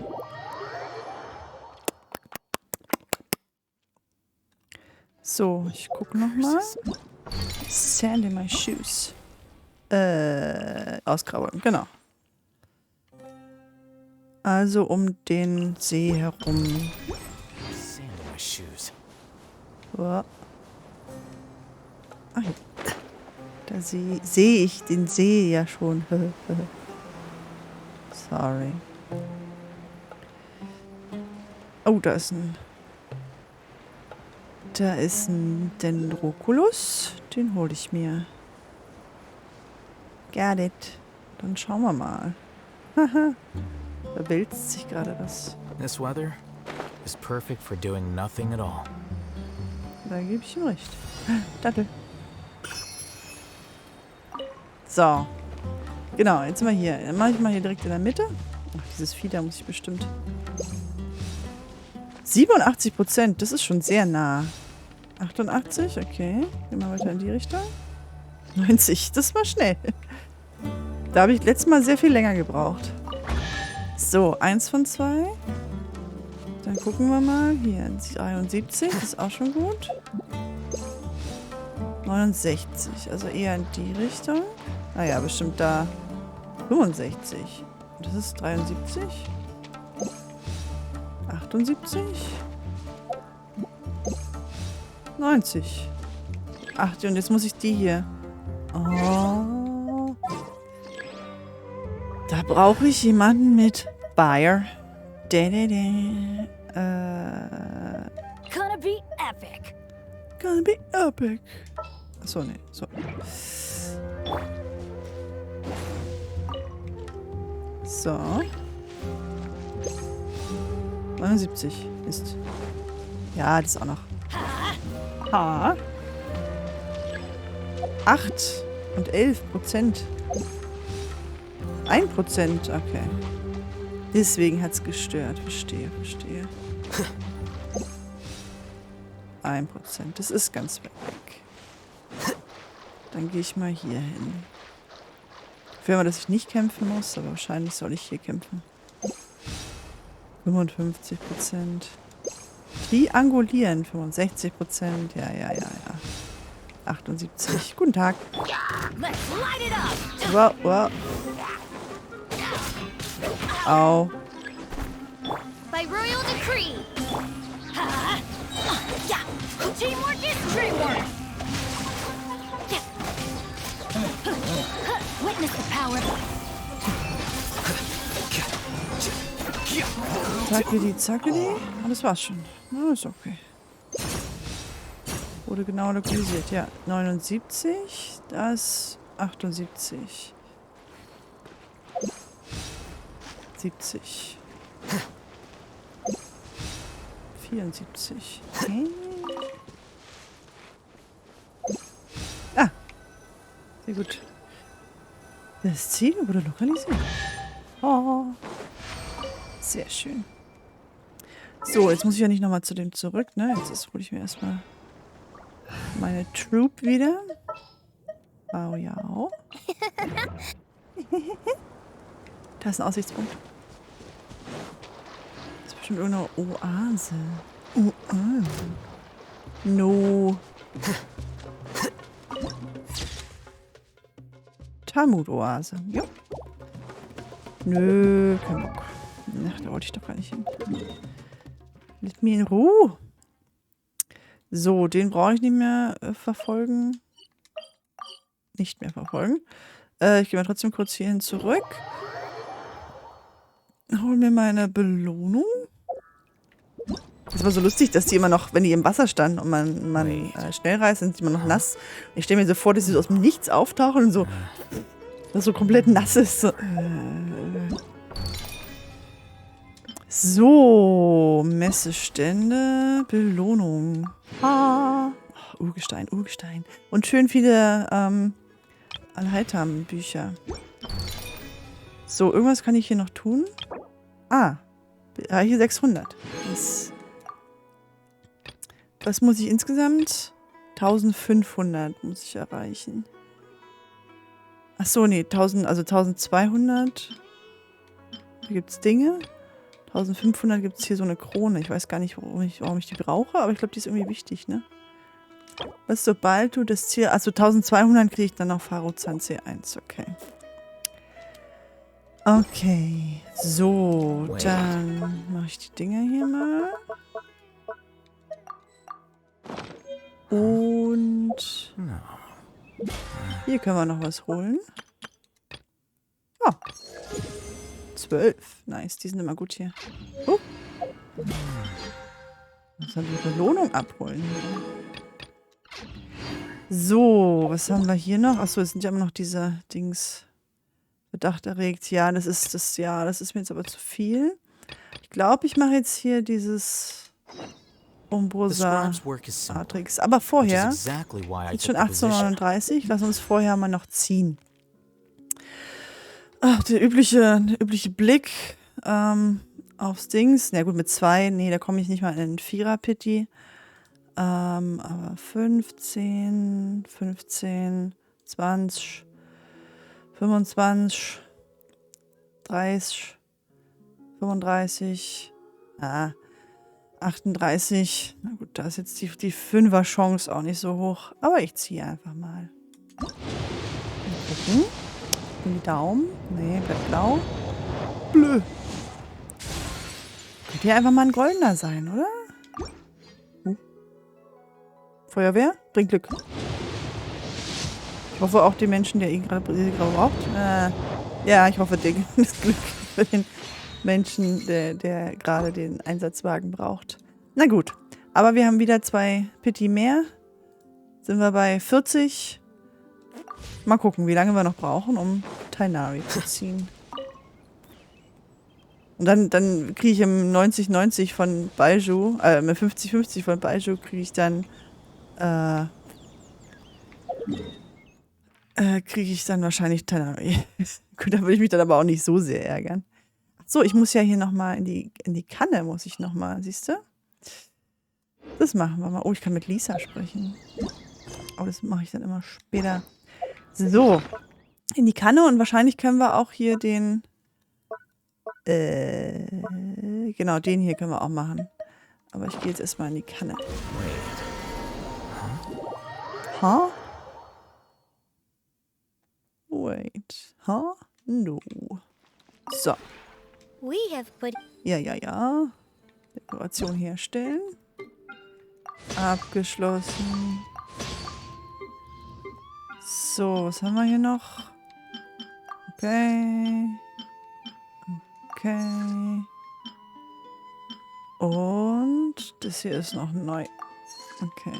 So, hier sind noch ein paar neue jetzt. Das ist gut. Ja. Kann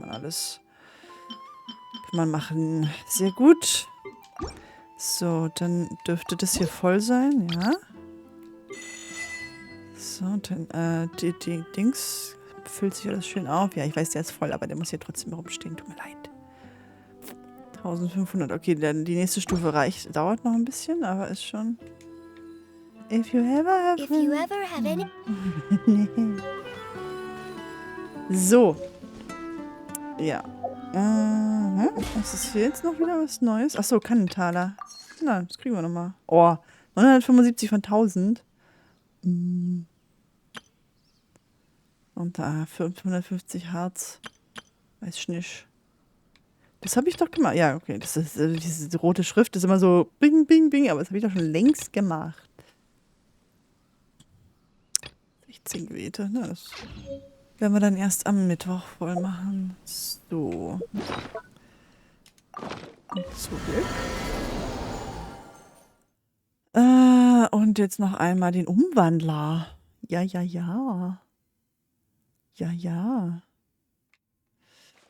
Das sind übrigens sehr hübsche Blümchen hier. Die gefallen mir. Warum haben wir nicht so große Blümchen? Das wäre doch cool. No. So. Was wandeln wir? Natürlich wieder Shrooms. Hier.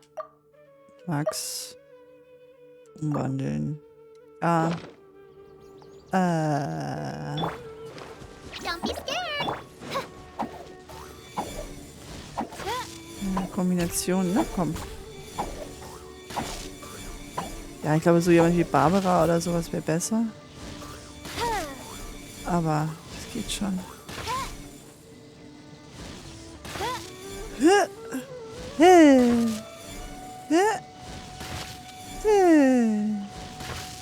Ah, nice. Was haben wir so Schönes gekriegt? Ja, ich glaube, die hier lernen der Freiheit, die brauche ich, glaube ich, relativ viel. Das ist doch nett. Das ist doch nett. Das muss ich viel regelmäßiger machen. So, genau. Und jetzt muss ich zur Statue der Allgegenwärtigkeit in Inazuma. Das geht schnell.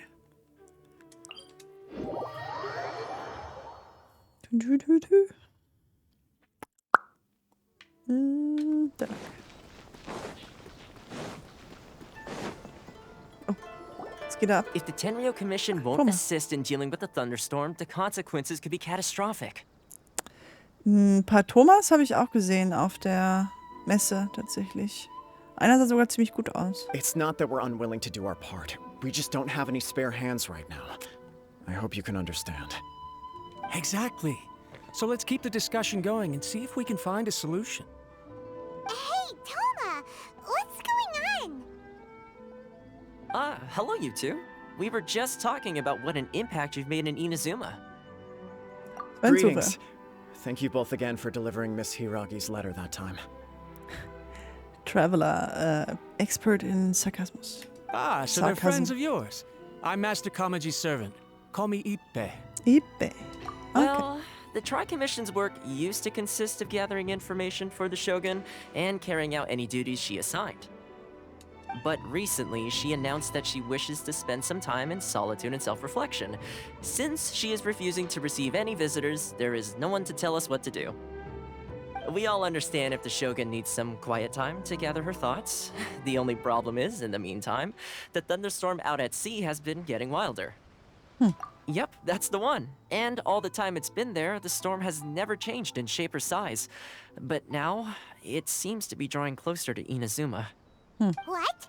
So her will's changed and she wants to destroy Inazuma now? Or is this her way of trying to get revenge on us? Das wäre zu kindisch. Oh yeah, you're right. If she really wanted to get revenge on us, she could just strike us with lightning right here. Which would also be pretty scary. Oh, kann ich Paimon bitte knuddeln? I don't think you need to worry about that. The reason we're concerned is that we've never known the almighty Shogun's will to falter before.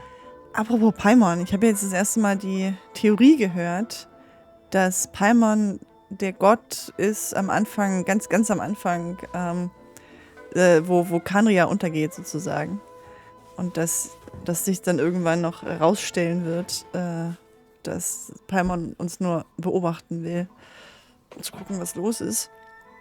Ich bin gespannt, was da dran ist. Considering Liu as God left not too long ago, it's hard not to take it as a bad sign.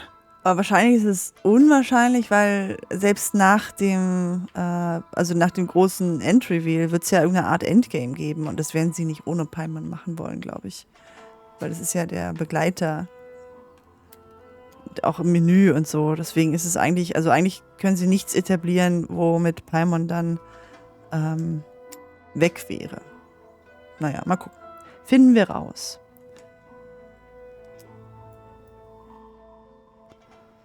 Dann denken, dass der Gott von hier gerade gegangen ist, keiner von uns ein gutes Gefühl. A lot of people now believe that the thunderstorm is getting wilder because the almighty Shogun is having health problems.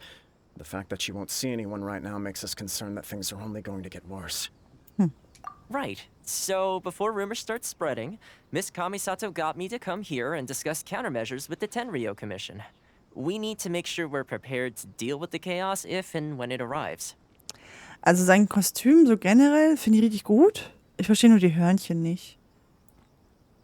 Naja. Unfortunately, the reality is that the Tenryou Commission is facing huge internal instability at the moment. The Kujo clan has lost control over the other clans. Huh? Why is that? The Kujo clan is still awaiting the Shogun's trial for colluding with the Fatui and nearly destroying the whole of Inazuma. Everyone knows that a change of commissioner is inevitable. It's just a matter of time before the almighty Shogun hands down her decree. To put it simply, no one will take orders from the Kujo clan anymore. But there's still work that has to be done. If Mr. Takayuki was in better health, there might be a way through. But now? My lack of ability is to blame. I failed to uncover the truth in time, and I failed to stop my father. And now, as acting head of the clan, I'm failing to quell the unrest. Don't blame yourself, Master. You have to at least keep your chin up until your older brother returns. The Kujo clan can't cope with any more instability in its current state. Yes, you're right. Masahito has enough on his plate at the moment. Mustn't cause any more issues for him. Okay, Toma, let's revisit this discussion in a few days. Right now, I need to go visit Takatsukasa Susumu, head of the Takatsukasa clan. He's the only one capable of taking charge of the situation now. I suppose. Well, okay, no problem. A speedy resolution to the Tenryou Commission's internal issues is in our best interest as well. I'll come with you, Master. No need. I'll handle this by myself. Oh, okay. Take care then. Come back soon. So, lass mich endlich zur Schulung gehen. Both the thunderstorm situation and the issue with the Tenryou Commission have been caused by the Shogun's decision to take some time off, right? Take some time off. If things carry on like this, people will start to panic. Ja, auch Gott geht manchmal in den Urlaub. Huh? You can actually do that? Don't know for sure, but we may as well try. Whether she takes us up on the offer or not will depend on what mood she's in. Sounds like you guys know what to do. Shall I leave it up to you then? Na klar. You know, everyone's worrying about the Shogun's condition, but if people got to see her in person, it would put their fears to rest. Thank you very much. I owe you one, again. Ja, solange ich nicht mehr dieses Hotpot-Spiel spielen muss. The way Paimon sees it, there's only one person who might have the chance to see the Shogun while she's isolating, right? Right. Let's take a trip to the Grand Narukami Shrine. Na los. Spiegelung der Welt der Sterblichen. Beatrix und Brosa. Ich habe gar keine Ahnung, wie lang das eigentlich ist. So, ab zum Shrine.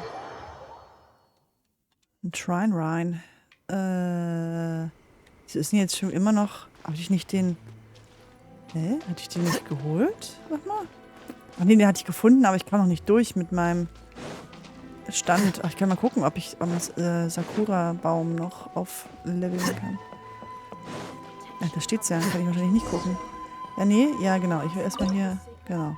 11 von 25. Na, ich habe ja kaum was gemacht, ne? Na gut, Yemiko habe ich gestern auch gesehen. Ich will hier, da, zu ihr will ich. I wasn't expecting to receive VIP shrine visitors during downtime. Downtime? So I suppose you're here just to visit me? Natürlich. What a smooth talker. Though your eyes do not lie as convincingly as your tongue. You came because you need my help, didn't you? Still, your answer has put me in a good mood. So tell me, what is the matter? We heard the Shogun decided to take a break, and since then the thunderstorm around Inazuma has gotten wilder. Rumor has it that the thunderstorm is affected by the Shogun's will, so people are worrying that something might be wrong with her. Ja. All right. There's little purpose in keeping anything hidden from you anyway. Since the battle, the Shogun has been greatly troubled and her temperament has changed drastically. What? Her power was already on the decline. Then you dealt her that fateful strike. The defeat was a heavy blow to her. It also didn't help that I forgot to bring her some tricolor dango and light novels when I went to see her. Oh, the poor thing. Without desserts and books to console herself with, she was so angry she quite simply lost it. Crying and ranting and raving. Oh, Also I hilft could es ihr, hardly bear to see her that way. dreifarbige Klößchen zu bringen? You expect us to believe that a god would throw a temper tantrum over something like that? Before you get too indignant, consider the fact that your concerns sound every bit as nonsensical to me as that blatant lie did to you. A seeks eternity. To her, mortal lives come and go in the blink of an eye. Of what consequence to her are mortal concerns for her well-being? You're saying she's fine, right? I don't know the details. She said she wanted to rest, and I have nothing pressing that requires her attention. So there is no reason to disturb her. Nothing pressing? I have heard about the thunderstorm, though. As to the cause, it is not inconceivable that, as you suggest, her will has wavered somewhat. Umso mehr ein Grund, I sie am zu the besuchen. only one in all of Inazuma who can visit her while she is resting. Ich war auch schon da. But tell me, why should this concern me? Why should I do this for you, when I already have everything one could ever want, and have seen everything one could ever wish to see? I like that answer.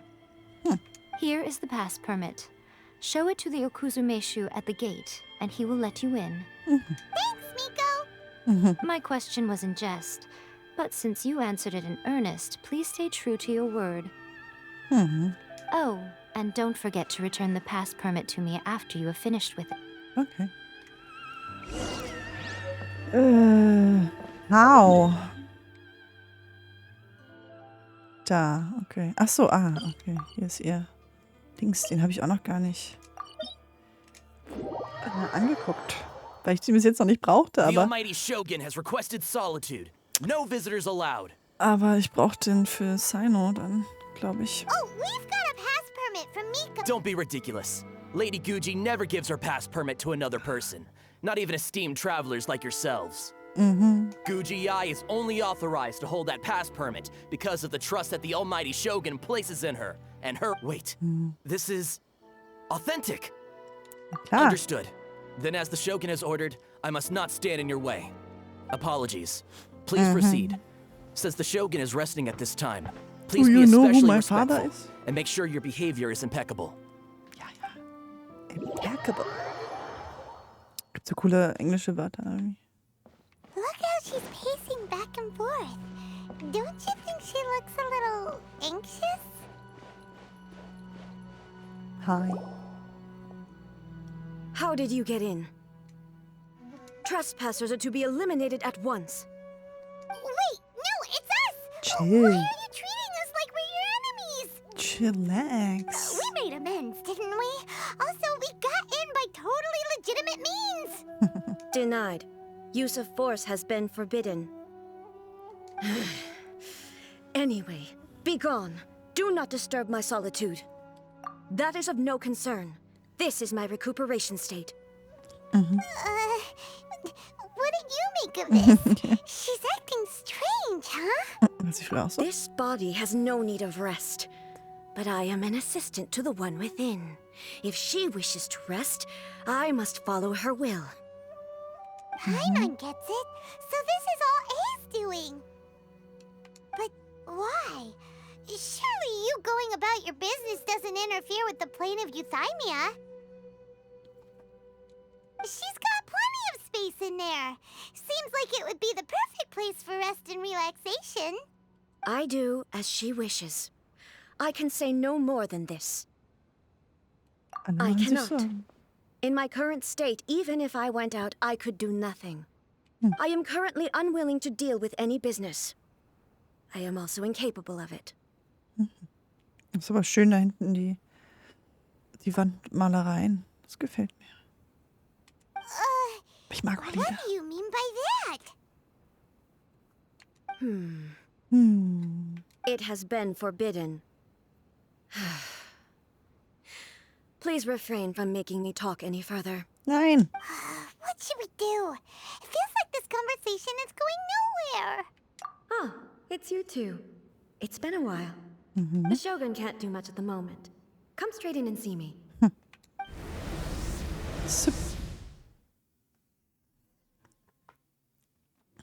Okay. Aber nicht wieder hauen. That was terrifying. Would it be so hard to give us a little warning first? It's not your first time. I don't see what there is to be so alarmed about. So, is the Shogun broken? Are you gonna get it fixed, or...? Don't worry. The Shogun's not broken. I've just temporarily disabled many of her functions. Currently, the Shogun is unable to handle any business and cannot appear as me. So the easiest solution was to announce that I am resting. As I said, I need to think about Inazuma's eternity, and thinking takes time. But the Shogun is still running based on her old rules. I can't allow her to make any mistakes while I am working things out. Have you tried turning it off and on again?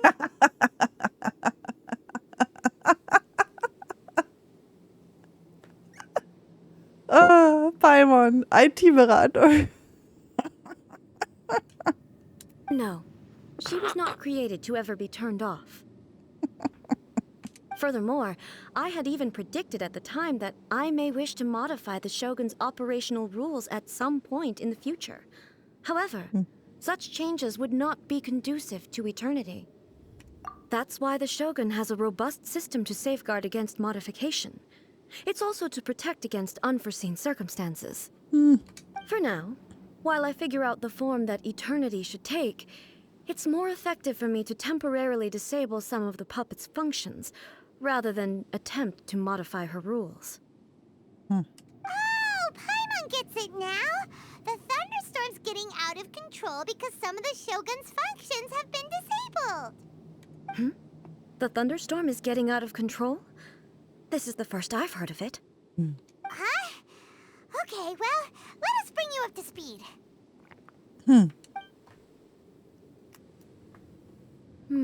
I see. So the thunderstorm is drawing closer. You can fix it, right? It's just a minor error. This kind of thing was bound to happen. A small modification to the Shogun should fix it. Don't look at me like that. I've never had to tinker with the Shogun before, and she's very complicated. It's practically inevitable for something to go wrong when you start tweaking things. Yes, that's it. I'm not making excuses. It's the truth. It's fine. Just as long as you can fix it is all. Not much. As before, I can see the way forward, yet there are still contradictions. But there is no urgency. To reach an ill-conceived verdict in haste, just for the sake of having reached one, would be a confusion of priorities. Kommentier, ich brauche bessere Stimme. If everyone sees that the Shogun is in good health, it'll put all the speculation and rumors out there to rest. And who knows? A change of scenery might put you in a different mood and give you some fresh inspiration. You mean leave the plane of euthymia? Yeah. It's unnecessary, as far as I'm concerned. But since you're inviting me, a change of pace might well be nice. Yeah. All right, then. I'll come out for a while. Yeah. Oh, since the theme of the day is a change of pace, you can just call me A. I'm not a great fan of rigid titles. Yeah. What? But you're just A's consciousness, aren't you? Can consciousness actually leave this place? I have my ways. I would never subject myself to imprisonment voluntarily. Oh, great! Then there's nothing to worry about. Allow us to be your tour guides. Tour guides? What's a tour guide? Someone to show you around the Inazuma of today and give you tips on where to eat and how to have fun. All right, let's go! Inazuma today.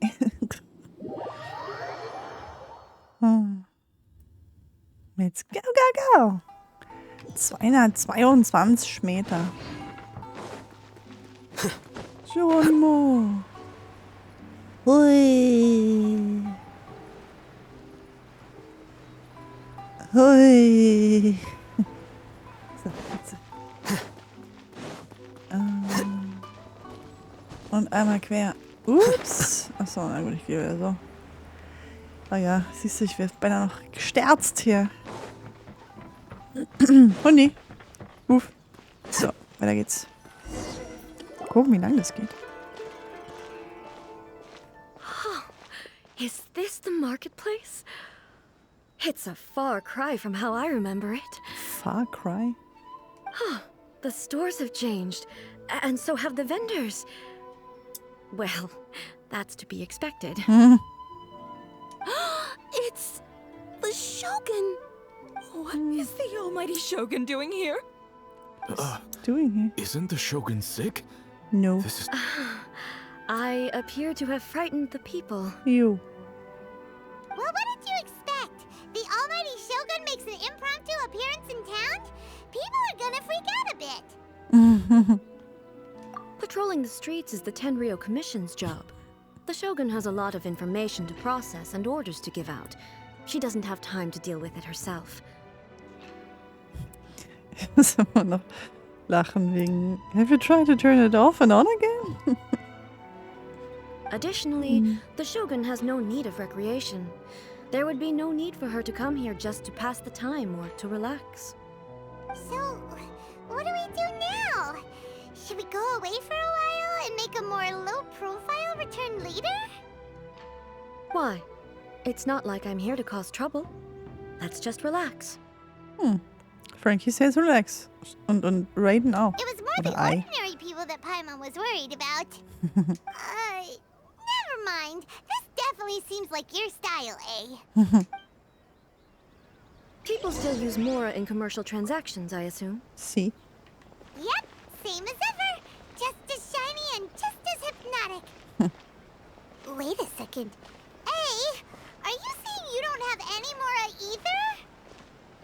Of course I don't. There is no need for commerce in the plane of Euthymia. If I ever need something, I can simply have one of the commissions bring it to me.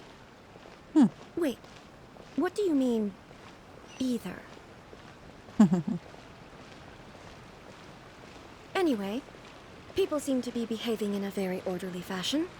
I don't see the liveliness you spoke of anywhere. People aren't exactly gonna let their hair down in front of the almighty Shogun. Wow. Das ist jetzt gerade erst. What is this doll selling? Schwung. I don't believe I've ever seen this before. Das ist ja lebhaft animiert. Alter. So funktioniert das im echten Leben nicht.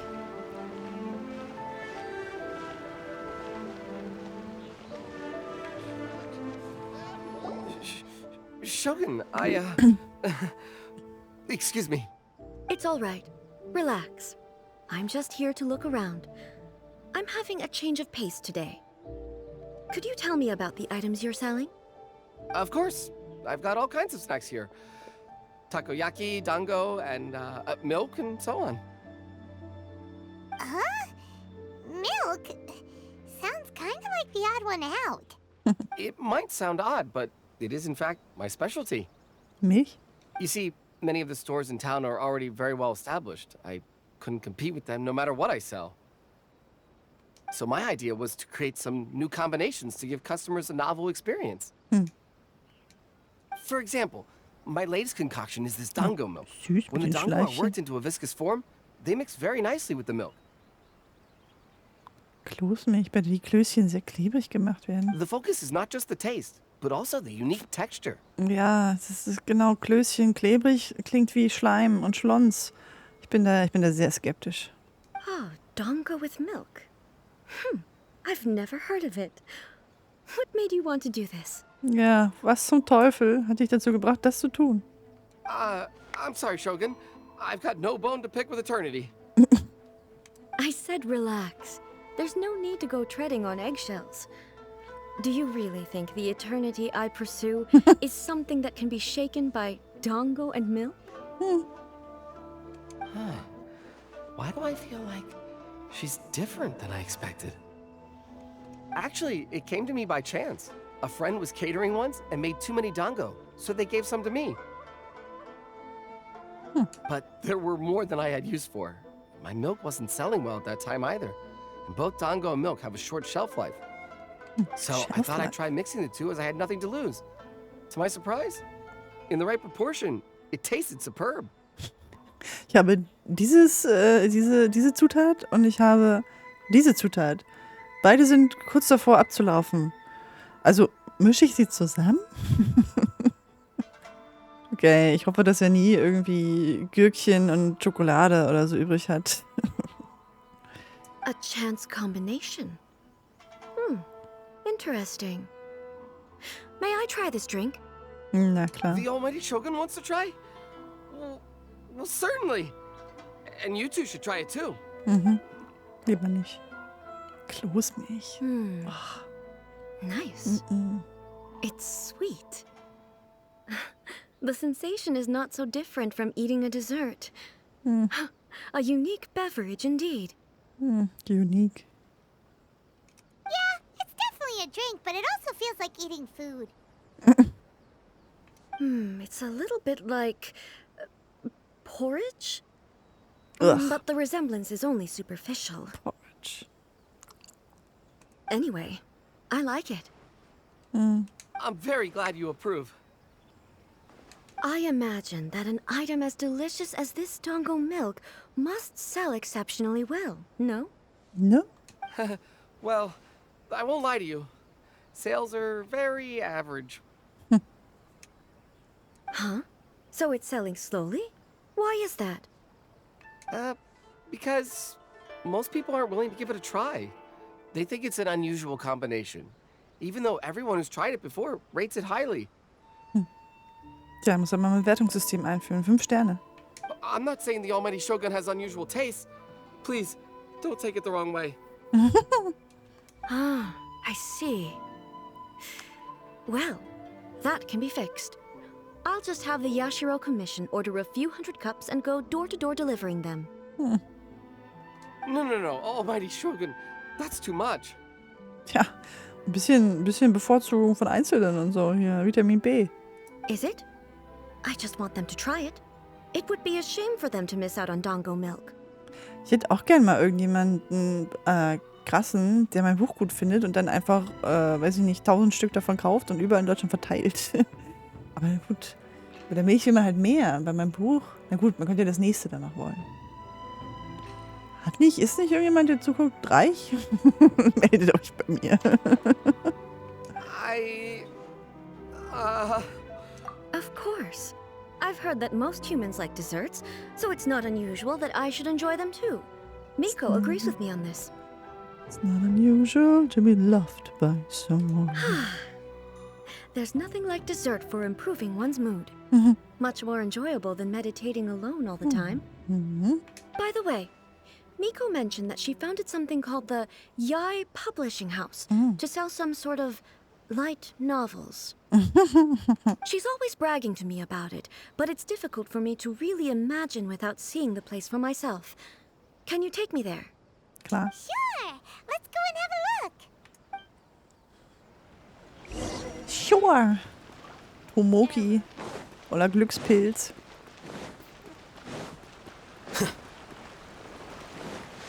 Geronimo. Oh Mann, ich will immer hüpfen, aber manchmal hüpft er nicht. Der fällt ja nur runter. Schade. Shogun! Almighty Shogun! What brings you to the Yai Publishing House? Do you have instructions for us? Das Vieh, was da hinter ihm im Regal steht, ist ja süß. Das ist ein Tanuki, ne? Aber irgendwie ist der grumpy. Süß. No, not at all. Don't be so nervous. I'm just here to look around. Apologies. I still don't quite understand. Are you here to look into the management? Or publishing regulations? Or fire safety measures? She just wants to browse your books. The almighty Shogun wishes to read light novels? Light Novels sind doch auch keine kurzen Erzählungen, oder? Das ist doch eher sowas wie Pulp Fiction oder sowas. Yes. Any recommendations? The Yai Publishing House's novels are mostly targeted at the general public, and the content is all kinds of strange. I'm not sure we have anything quite to the almighty Shogun's taste. I'm just here to try something new. There's no fun in reading the same kind of thing over and over again. Relax. It's just words on a page, isn't it? What could I misunderstand, really? In principle, you're absolutely right. It's just... It'll be fine. If there's anything the Shogun doesn't understand, we'll explain it to her. Kein Grund nervös zu sein. Okay then. Please proceed to the bookshelf over there. It has all the latest bestsellers. There are some winning entries from the This Novel is Amazing competition. I've just finished compiling them into a saleable form. Don't take them too seriously. It's all just a bit of fun. Okay. Let's go then.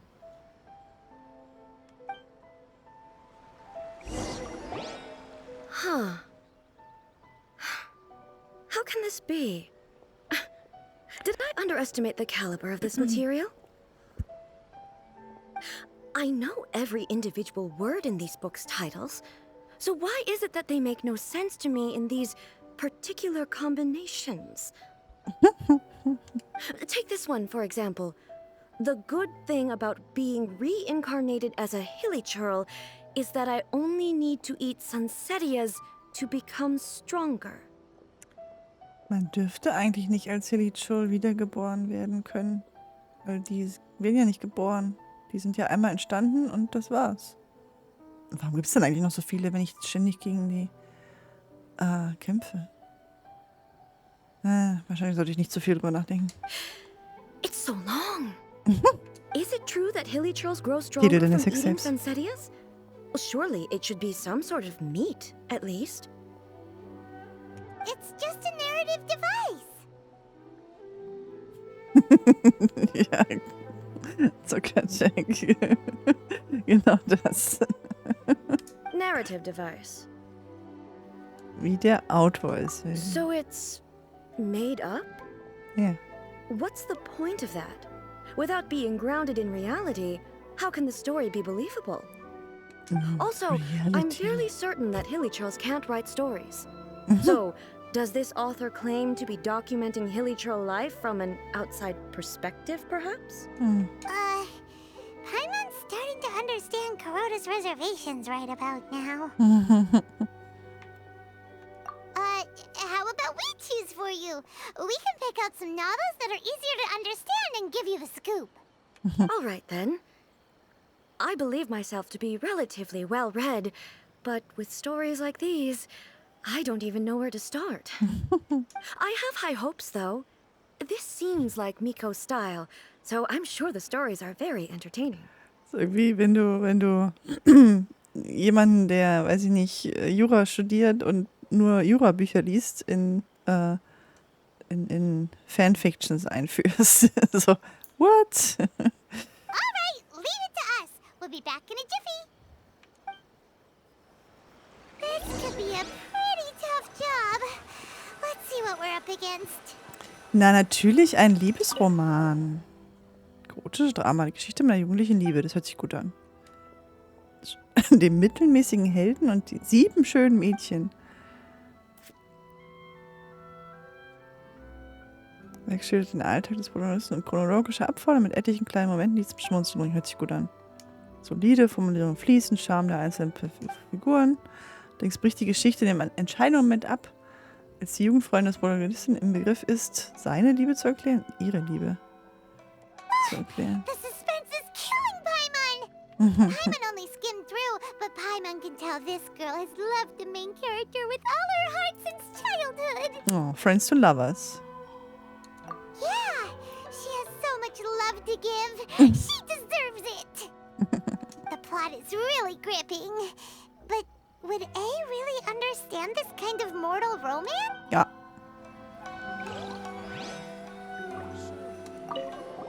Kampfkunstroman. Boah. Ist jetzt nicht so meins. Das Leben hat mich zum Kämpfer gemacht, obwohl ich nur Schriftsteller sein wollte. Kampfkunstroman, der in Liyue spielt und sich auf die offenen und dunklen Rivalitäten zwischen den Banden konzentriert. Protagonist hat den Ehrgeiz, ein gewöhnlicher Autor von kurzen Erzählungen zu werden, der gegen niemanden kämpfen möchte, wird aber wegen seines einzigartigen Kampfsporttalents in eine Rivalität hineingezogen. Das Verkaufsargument der Geschichte ist, dass der Protagonist nie einer Seite beitritt, aber immer für den geheimen Meister einer Seite gehalten wird.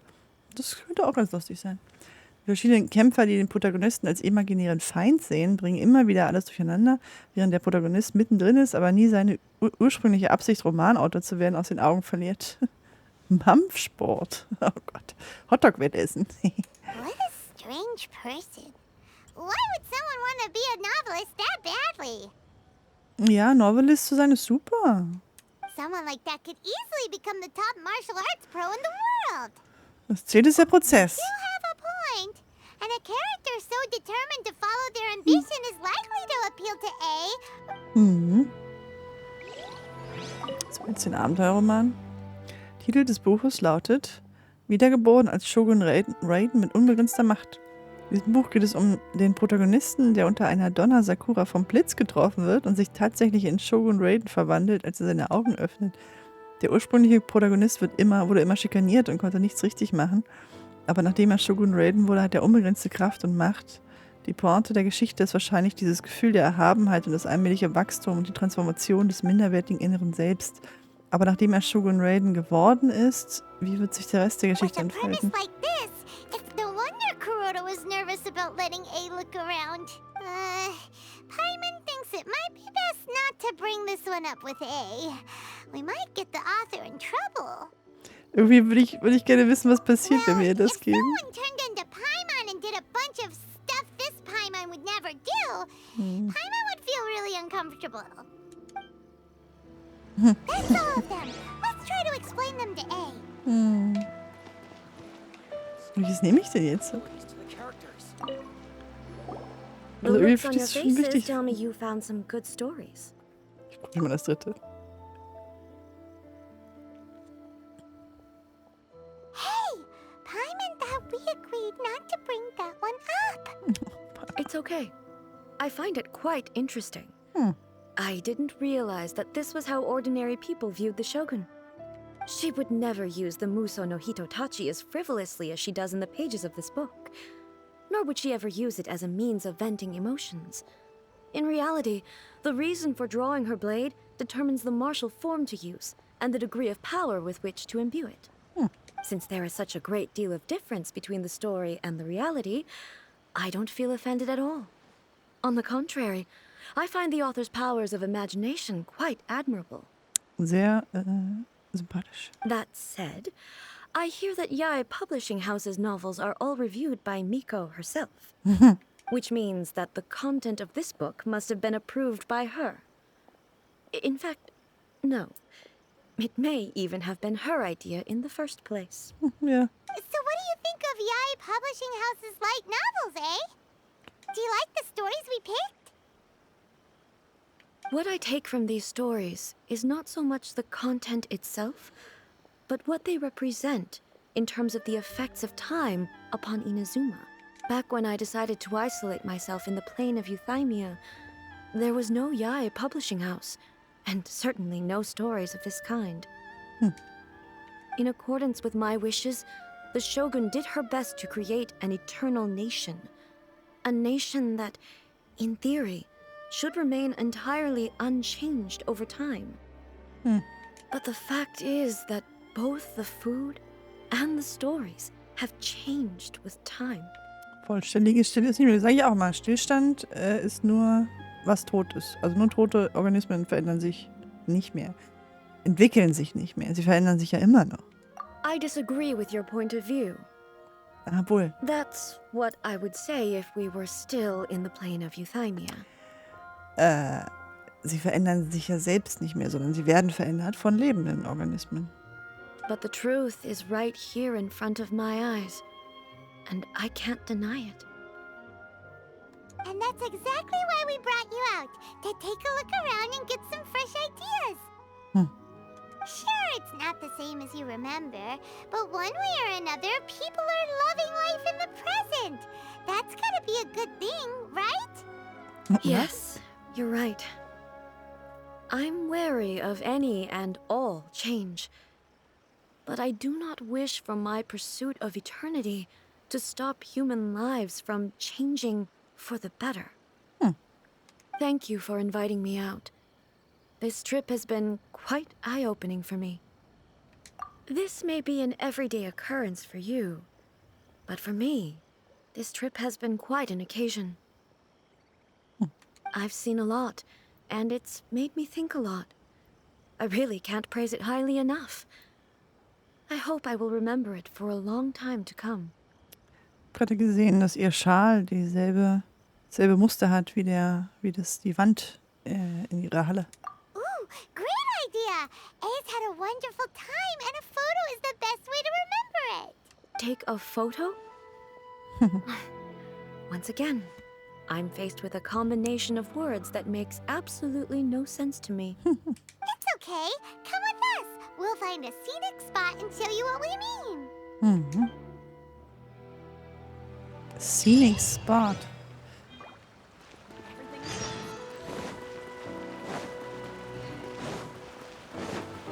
Hier. Ja, einen guten Insta-Background braucht man jetzt. What are we supposed to be doing? We're taking a photo of you. Just leave the hard work to us. All you need to do is stand over there and strike a pose. Basically, a photo makes a visual record of you at this very moment in time, so it makes a great souvenir. Okay, so what exactly is striking a pose? Ah, I see. So in other words, I need to do some sort of visually agreeable action in front of you, right? The more I think about it, the more embarrassing it seems.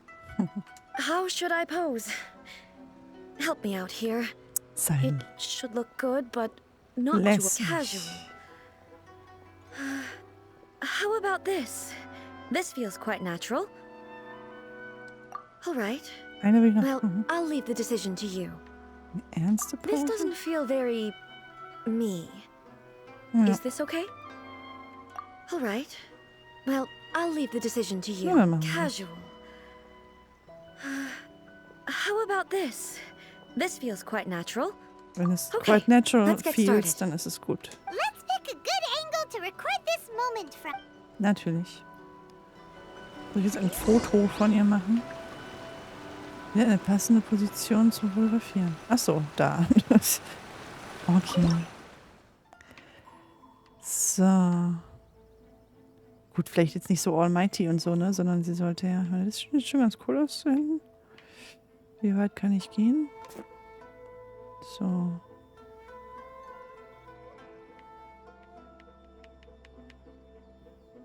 Gut, aber da sieht sie ja gar nichts mehr. Kann ich auch hoch und runter? Achso, nee, nur so hoch und runter. Das ist X. Figur verbergen. Hintergrund unschärfe? Nee. Nö.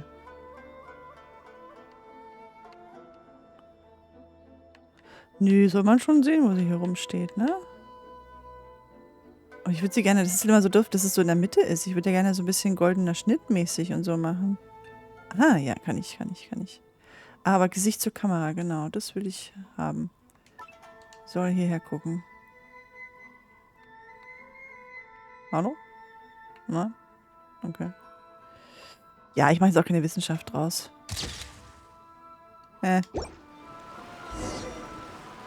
Zeig das Bild. Hier das Bild. It's a wrap! Take a look! Here's the photo we took of you. Das sagt Heidi auch immer, wenn bei Germany's Next Topmodel ein Shooting vorbei ist. Ein Shoot vorbei ist. Wow. It's a wrap! This is astonishing. Is it some kind of magic? No. It seems to be another copy of me. It's a kind of magic. But she doesn't seem to be able to move or talk. I thought it would turn out poorly because I felt rather rigid. But it actually looks more natural than I imagined. The pose is exactly the same, and so is the scenery in the background. I can't imagine how it's achieved. That's what makes it so special. Hang on. I'm still struggling to understand this. I need you to explain it again.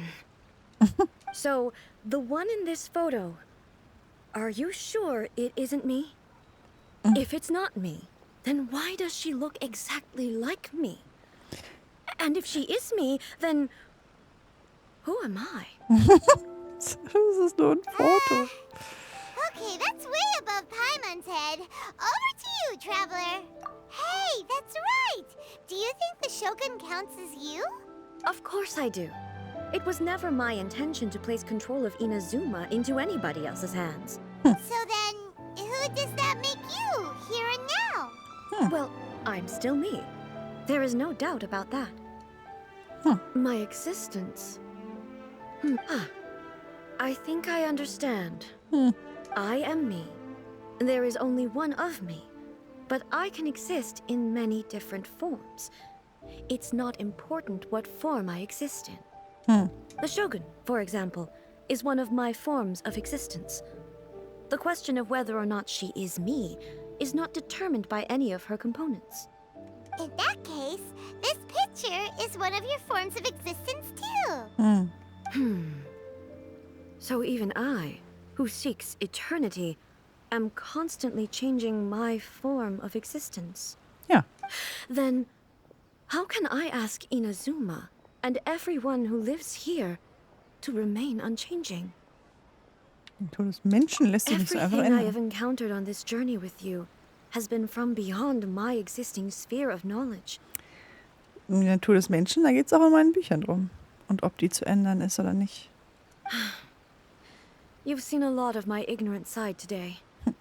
Maybe you can't tell, but all this has challenged my understanding of things.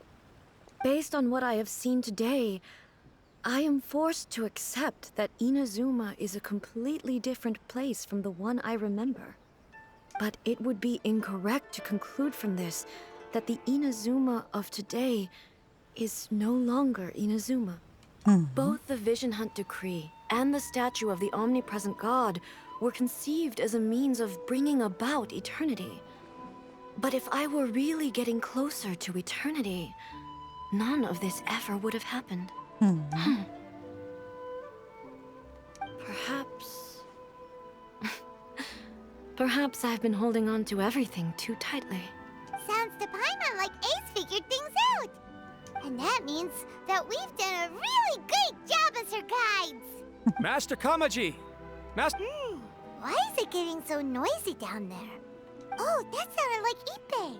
What could be the matter? Ippei? Is that someone from the Tenryou Commission? Yep. Ja. Let's find out what's going on.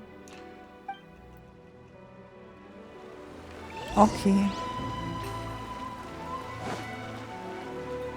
So weit unten ist er. Wir müssen ganz schön geschrien haben. Hey, Ippei, what's the matter? Ah, it's you. Huh? The almighty Shogun.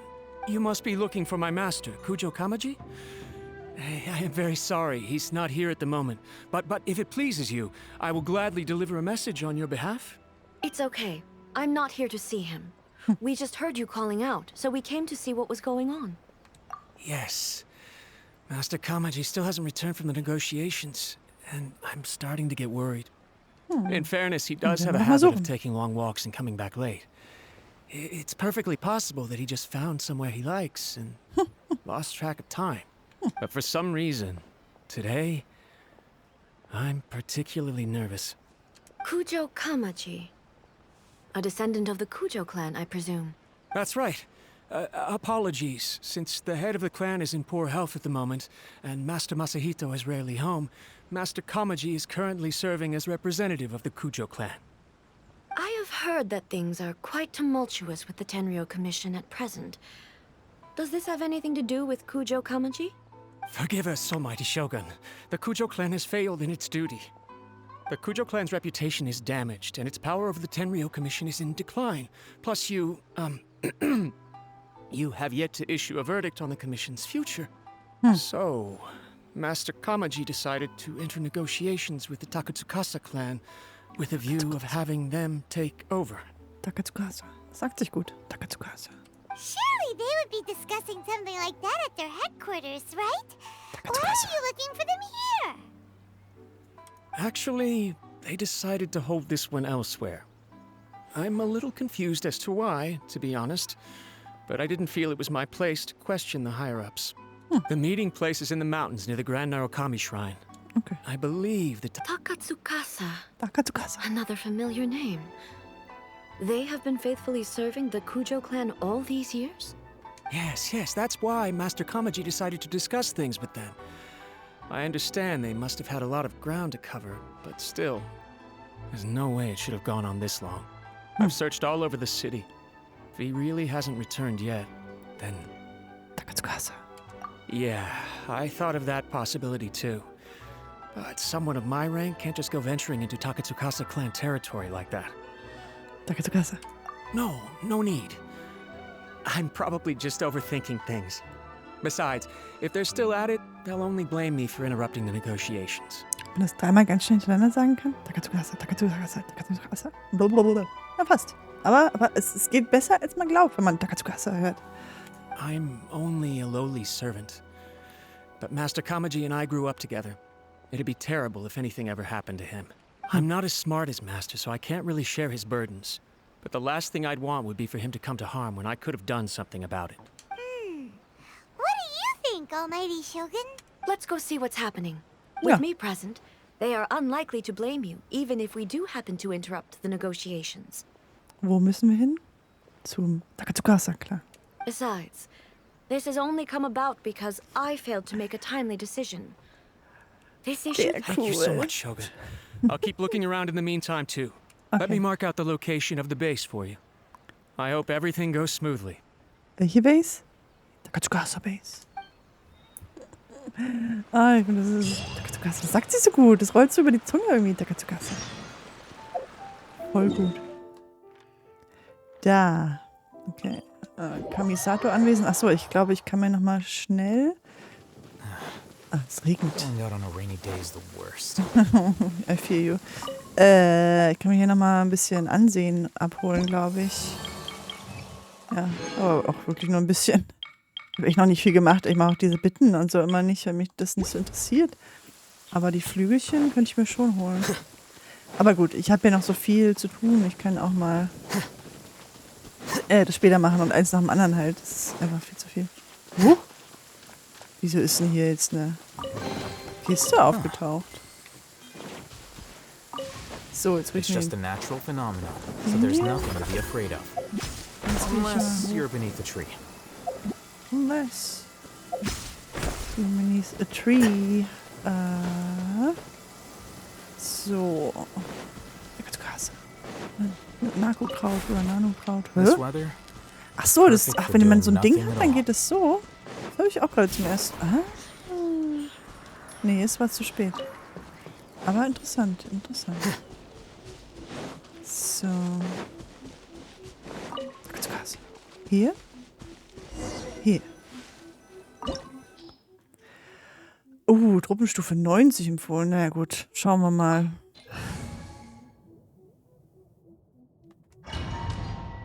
Ich probiere einfach jetzt mal aus. Whoa! Look at how well hidden this place is.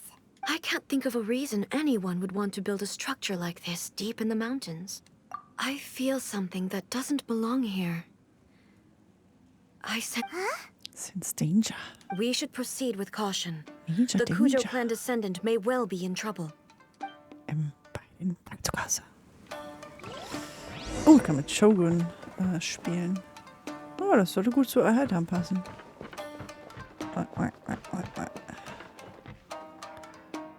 Takatsukasa.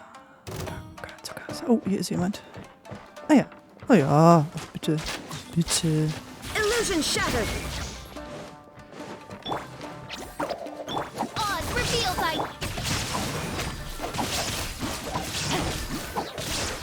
Ring cutter. Fine, flicker, hide. Oh, das war schon.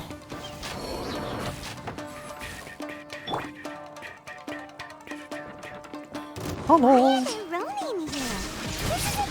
Ronin. We must remove all those who stand in our way. Ich will mal hier Shoguns First sehen. Ich glaube, den habe ich schon mal gesehen, oder? Here you are. Oh ja.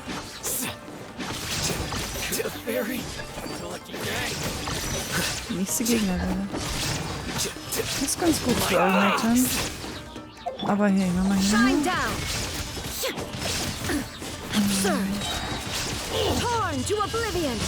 So, und jetzt hier holen wir raus. Holen wir raus. So, jetzt hier. Okay. Wow, jetzt ist wieder alles los. Alles um mich herum. Aber es macht Spaß. Da geht's weiter. Da guck mal her, ne? Ja. Das ist schon der nächste. Wow. Autsch! Ja, aber lass mich doch erstmal bitte looten. Entschuldige mal. Flicker. Flicker. Ah. Oh, wait, there's more. Illusion shattered. Ha.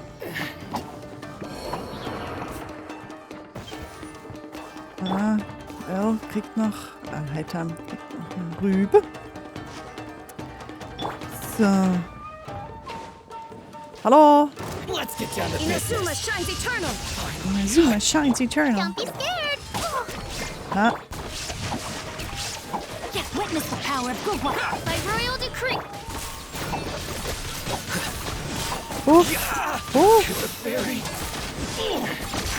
Also hier geh mal in Richtung. Ja, der.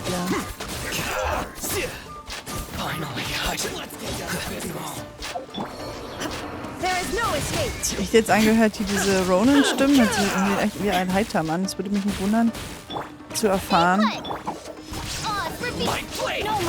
dass die auch von dem Typen synchronisiert werden. Das geht doch hier ganz gut. Ja, mit Shogun Raiden halt, ne? Bin ich gut versorgt. Ah, nochmal, okay. Torn to oblivion. Torn to oblivion.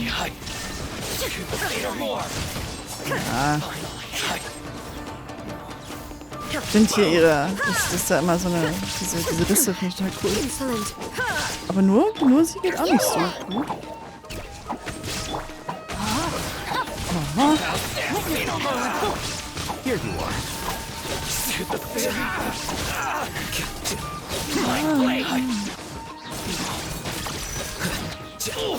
Oh wow. Jetzt ein bisschen. So. Noch einer. Okay. Geht noch was? Ist hier noch irgendwo? Kiste. Kann ich nicht übersehen hier. Ah. Dieses Bodenknarzen. Hier, siehst du? Hier ist noch eine Kiste. Wo habe ich das beim letzten Mal vielleicht auch übersehen? Nee, ich habe eigentlich alles gelootet. Guck mal, da hinten geht die Tür wieder auf. Das ist ja gruselig. Geht's wieder zu? Hm.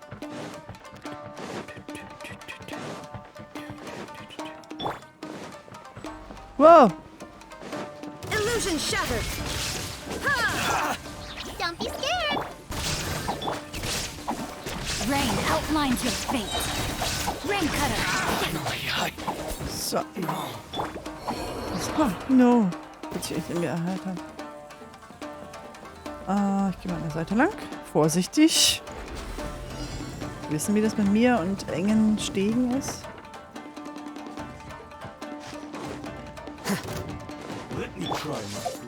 Ups. Ja, genau, das wollte ich. Now you shall perish. No, you shall perish. So.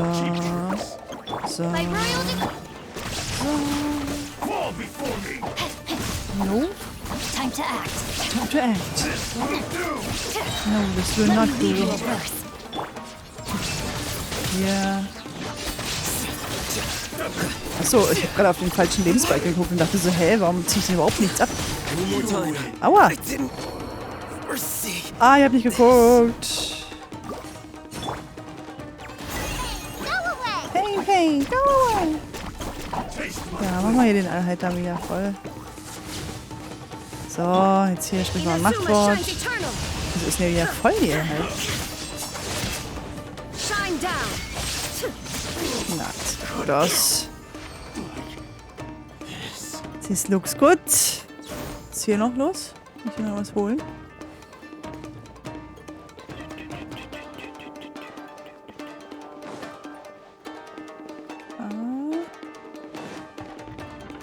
Hier vielleicht? Ah, da siehst du, das ist noch eine Kiste. Ich wusste doch. Ich weiß gar nicht, was dieser Kreis hier macht. Außer mir ein bisschen im Weg sein, wenn ich nach Loot suche. Au. Nee, hier komme ich her. Hier lang muss ich.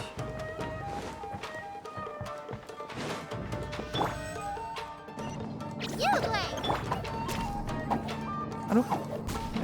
Da ist auch noch ein bisschen was ab.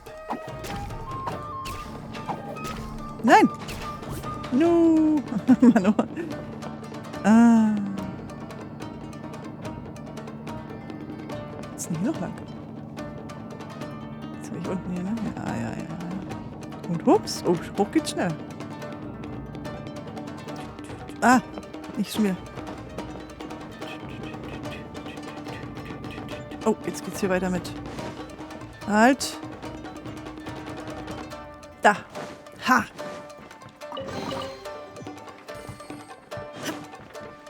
Langsam habe ich dieses Spür für Kisten.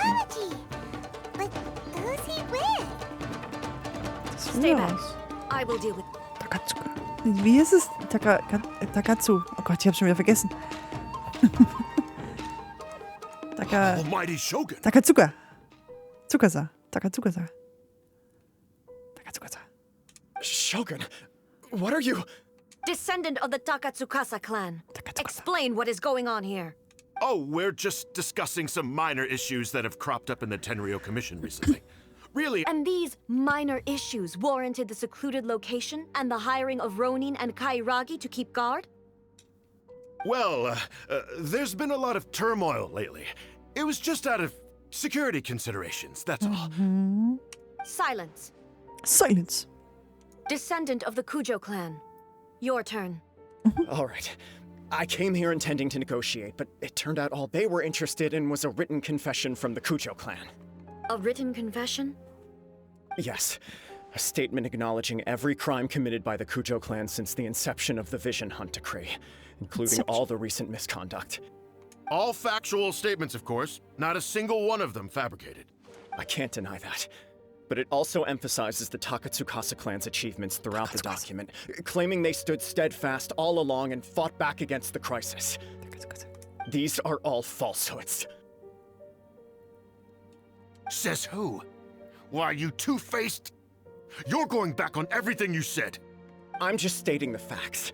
I'm sure the almighty Shogun can discern the truth. All the Takatsukasa clan is trying to do is make themselves look good, so they'll be first in line to replace the Kujo clan. Takatsukasa. Why else would you push a false narrative in the written confession that paints your clan in a good light, and try to make me sign it under duress? What are you talking about? You're not under duress, we're just negotiating here. You've completely changed your tune. I believe I now understand the situation. Don't listen to his nonsense. I'm sure you're well aware of the major failings of the Kujo clan. Surely you, of everyone, knows. Not a single word they say can be trusted.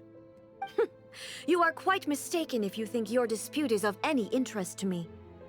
Descendant of the Takatsukasa clan, you wish to become the new Tenryou commissioner. Do I understand this correctly? Takatsukasa. Well, yes, of course. It's the eternal pursuit of everyone in the Tenryou Commission to offer our lives in service of the almighty Shogun. Then the situation is not as complicated as you seem to have made it. After all, I am the one who appoints the Tenryou commissioner. The process is quite simple. Anyone who can beat me in a duel becomes the new commissioner. Sorry, a duel with the almighty Shogun? The first Tenryou commissioner demonstrated his will with the blade in his hand. That is why the title has been passed down within the Kujo clan ever since. If you want me to appoint a new clan, then naturally, there must first be a new duel. Do you not know how to wield a blade? Or do you simply doubt your abilities on account of your advanced age and declining physical condition? Burn. Here you are talking about offering your life, and yet you are too afraid to face my blade. Well... Well, never mind. What about one of you, then? Anyone who can defeat me, Takatsukasa or not, will be appointed the new Tenryou commissioner. Takatsukasa. Does not a single person dare to face me? I will challenge you, almighty Shogun. What? Whoa. Descendant of the Kujo clan. Regrettably, even if you win against me, it cannot atone for the wrongs committed under the Kujo name. I realize that. I don't stand a chance of winning against you anyway. I know full well that the mistakes my father made ought to spell the end of the Kujo clan's legacy in the Tenryou Commission. Even when I was executing the Vision Hunt Decree, I had doubts about my father's decisions. I knew that what I was doing was wrong. But that was as far as I went. I doubted, and I ruminated. I understood the situation perfectly well, but I took no action, and I didn't save a single person. I accept the Kujo clan's decline as punishment for my deeds. I can't even say that I failed to prevent it, because in order to fail, you have to have at least tried. To be brutally honest, For someone of your strength, there is nothing you could have done, even... Yes. I'm too weak.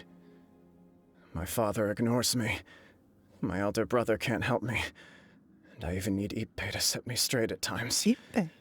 It's the way it's always been. Takatsukasa. But if nothing else, then right here, right now in the Kujo clan's final hours, it is I who represent the clan, like my father before me. Just as the Shogun said, a forefather of mine once showed his will with his sword. Then please, let me, Kujo Kamaji, end the story of the Kujo clan in the same way that it began. This is my last chance to do something. This is patently meaningless, but I accept.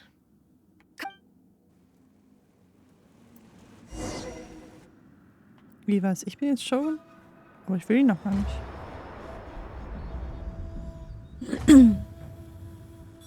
Gibt's jetzt The Kujo clan's honor was forged with courage, tempered with integrity, and shines beyond life and death. Show me whether your blade can bear the weight of your name. Ready to learn, Almighty Shogun. Ready to learn. Kult habe ich schon. Du hast doch aufgepasst.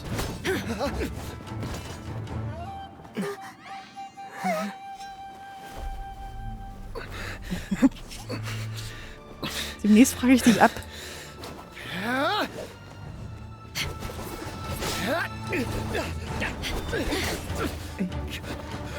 Autsch.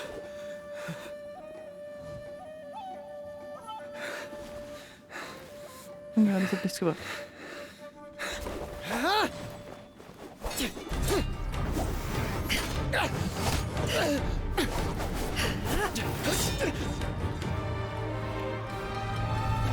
No.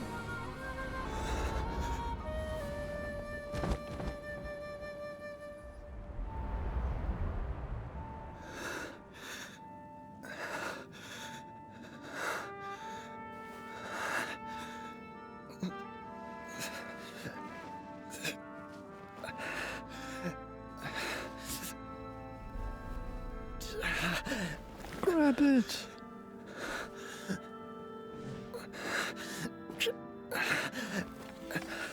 Ey.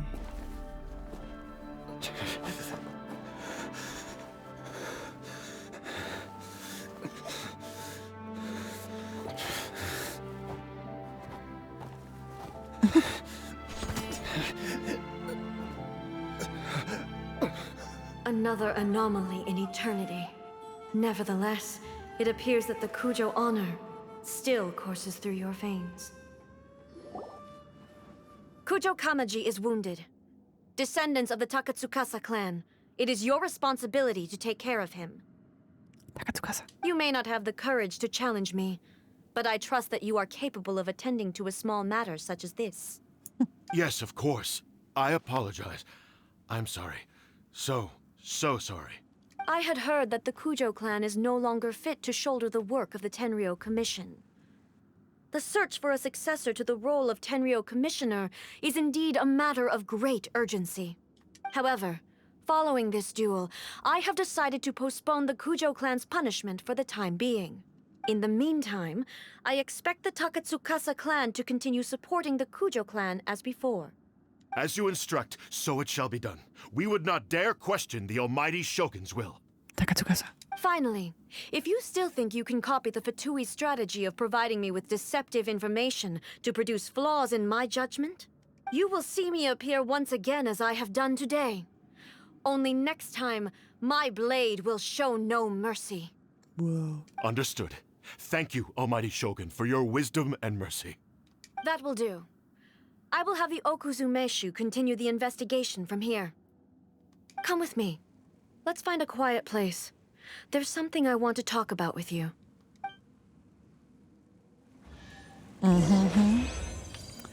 Raiden Shogun will zu einem Quiet Place mit uns gehen.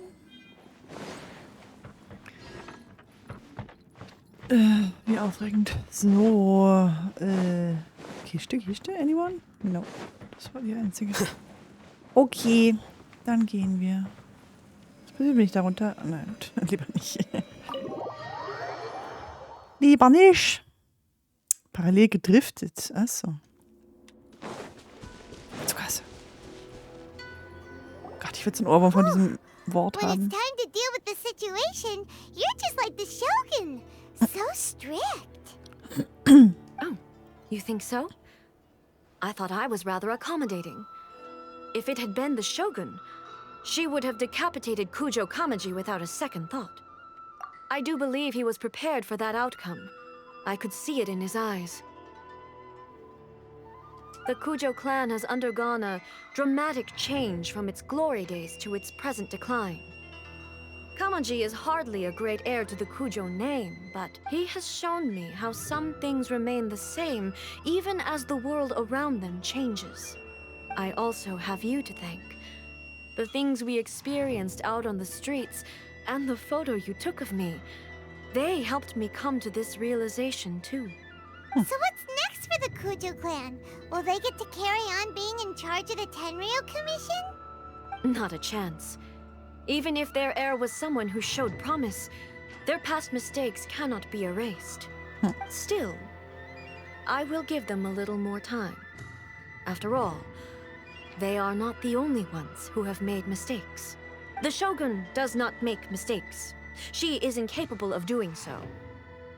But I, as A, would like to offer my apologies.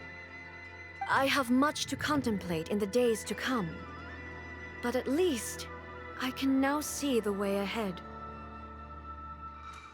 I think I'll leave that to the Shogun. The greatest threat to eternity is still the erosion that comes with time. As I said, the Shogun has a robust system to protect her against modification.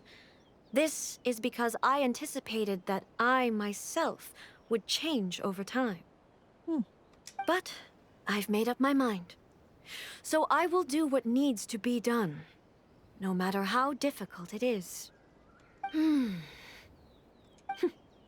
This has certainly been a memorable series of events. Absolutely. You sorted out the Tenryou Commission, and the people in the city got to see a happy and healthy Shogun. All the awful rumors will disappear in no time. If you enjoyed your trip, we should get you out again sometime. No need. There's no place for such things in my life. Also, please stop making it sound as if I somehow need the company. Why not? Okay. I'm ready to head back now.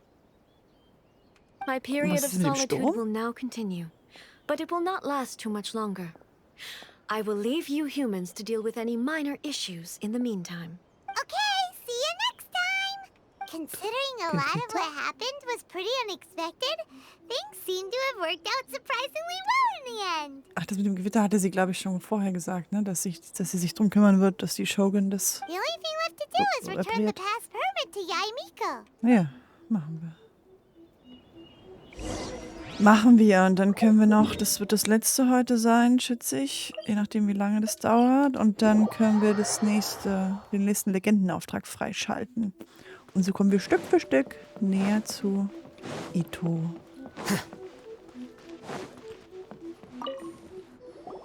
Miko, we're back! Did you know? Well then, you'll have to tell me all about it. All about it.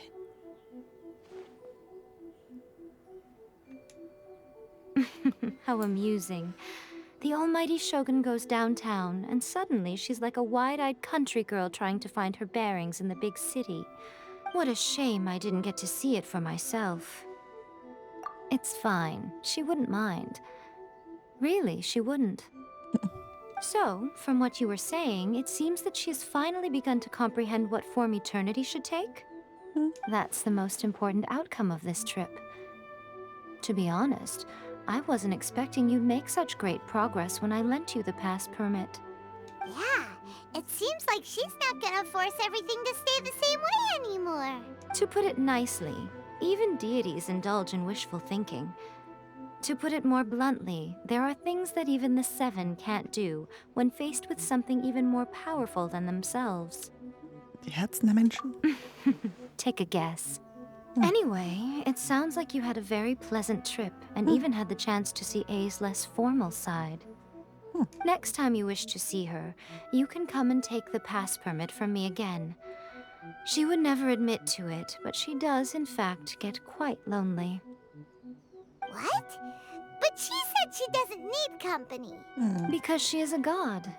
It's not that gods don't need the company of others, just that the idea of a god having company seems indulgent to her. But you don't belong to this world.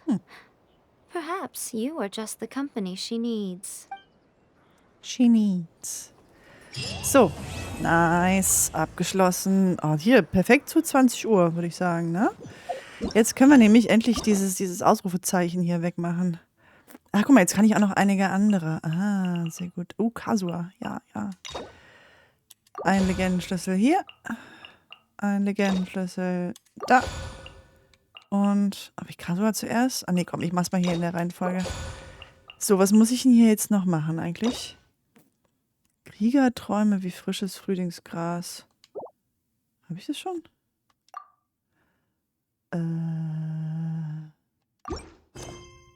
So. Ja, weiß ich doch. Wieso sind sie immer noch ein Ausrufezeichen? Ich will nicht, dass da noch ein Ausrufezeichen. Ach so, weil ich noch einen Schlüssel habe und ja, okay. Wie war das? Erst Krieger, frisches Frühlingsgras.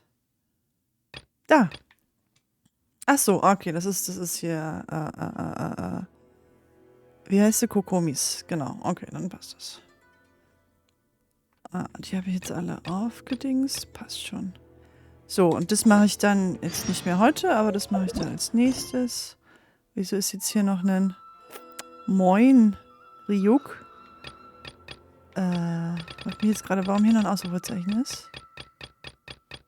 Ich will doch alle Ausrufezeichen weghaben. Sprich mit Catherine.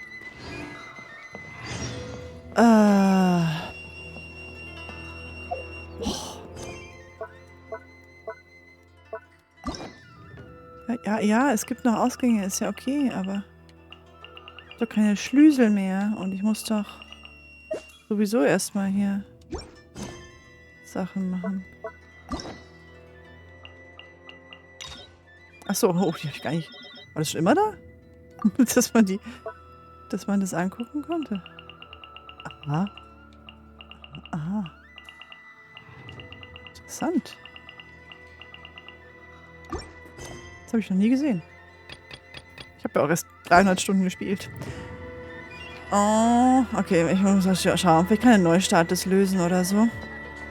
Dass diese Ausrufezeichen da weggeht. Ich mag das nicht, wenn irgendwo noch Ausrufezeichen sind. Wie ich doch alles gemacht habe. So, Ryuk, du bist wirklich zum Schluss gekommen. Aber du kannst gerne Mittwoch wiederkommen, wie ihr alle auch. Jetzt sagen wir nicht so laut. Denn Mittwoch werde ich wieder spielen und ich werde für Baiju und für Kaveh ziehen. Lass mal schauen. Und ich kann bald, also in 8 Stunden. Mittwoch schaffst du noch nicht. Ja, da kannst du ja nachgucken auf YouTube. Da lade ich ja auch alles hoch. Aber ich kann in 8 Stunden wie heißt er? Bennett C1 kaufen. Und ich habe jetzt 87 plus 8 sind 95 Wünsche plus einen Pity von 9, glaube ich, oder so. Da kommen wir also auf alle Fälle zum 50-50 bei Baiju, falls wir nicht vorher kriegen. Bisher hatte ich immer ziemlich viel Glück. Und ich hatte überlegt, ob ich es vielleicht gleich Dienstag mache, aber ich fange Dienstag meinen neuen Job an und deswegen werde ich fertig sein am Dienstag. Deswegen werde ich dann abends nicht mehr ziehen können und spielen können. Deswegen machen wir das Ganze in Ruhe am Mittwoch, wo ja auch mein regulärer Streaming-Tag ist sowieso. Und da werden wir uns ein bisschen die Fingerchen wund ziehen und halt nur gucken, was noch so ist, was wir noch so haben. Genau, ansonsten, wenn ihr bis dahin mich vermisst, dann guckt gerne auf Instagram und auf TikTok oder auf YouTube. Jetzt kriege ich nochmal einen Hustenanfall zum Schluss, aber das ist auch das Zeichen, dass wir heute jetzt Schluss machen. Ich wünsche euch eine ganz schöne Walpurgisnacht. Wir sehen uns spätestens am Mittwoch. Ciao!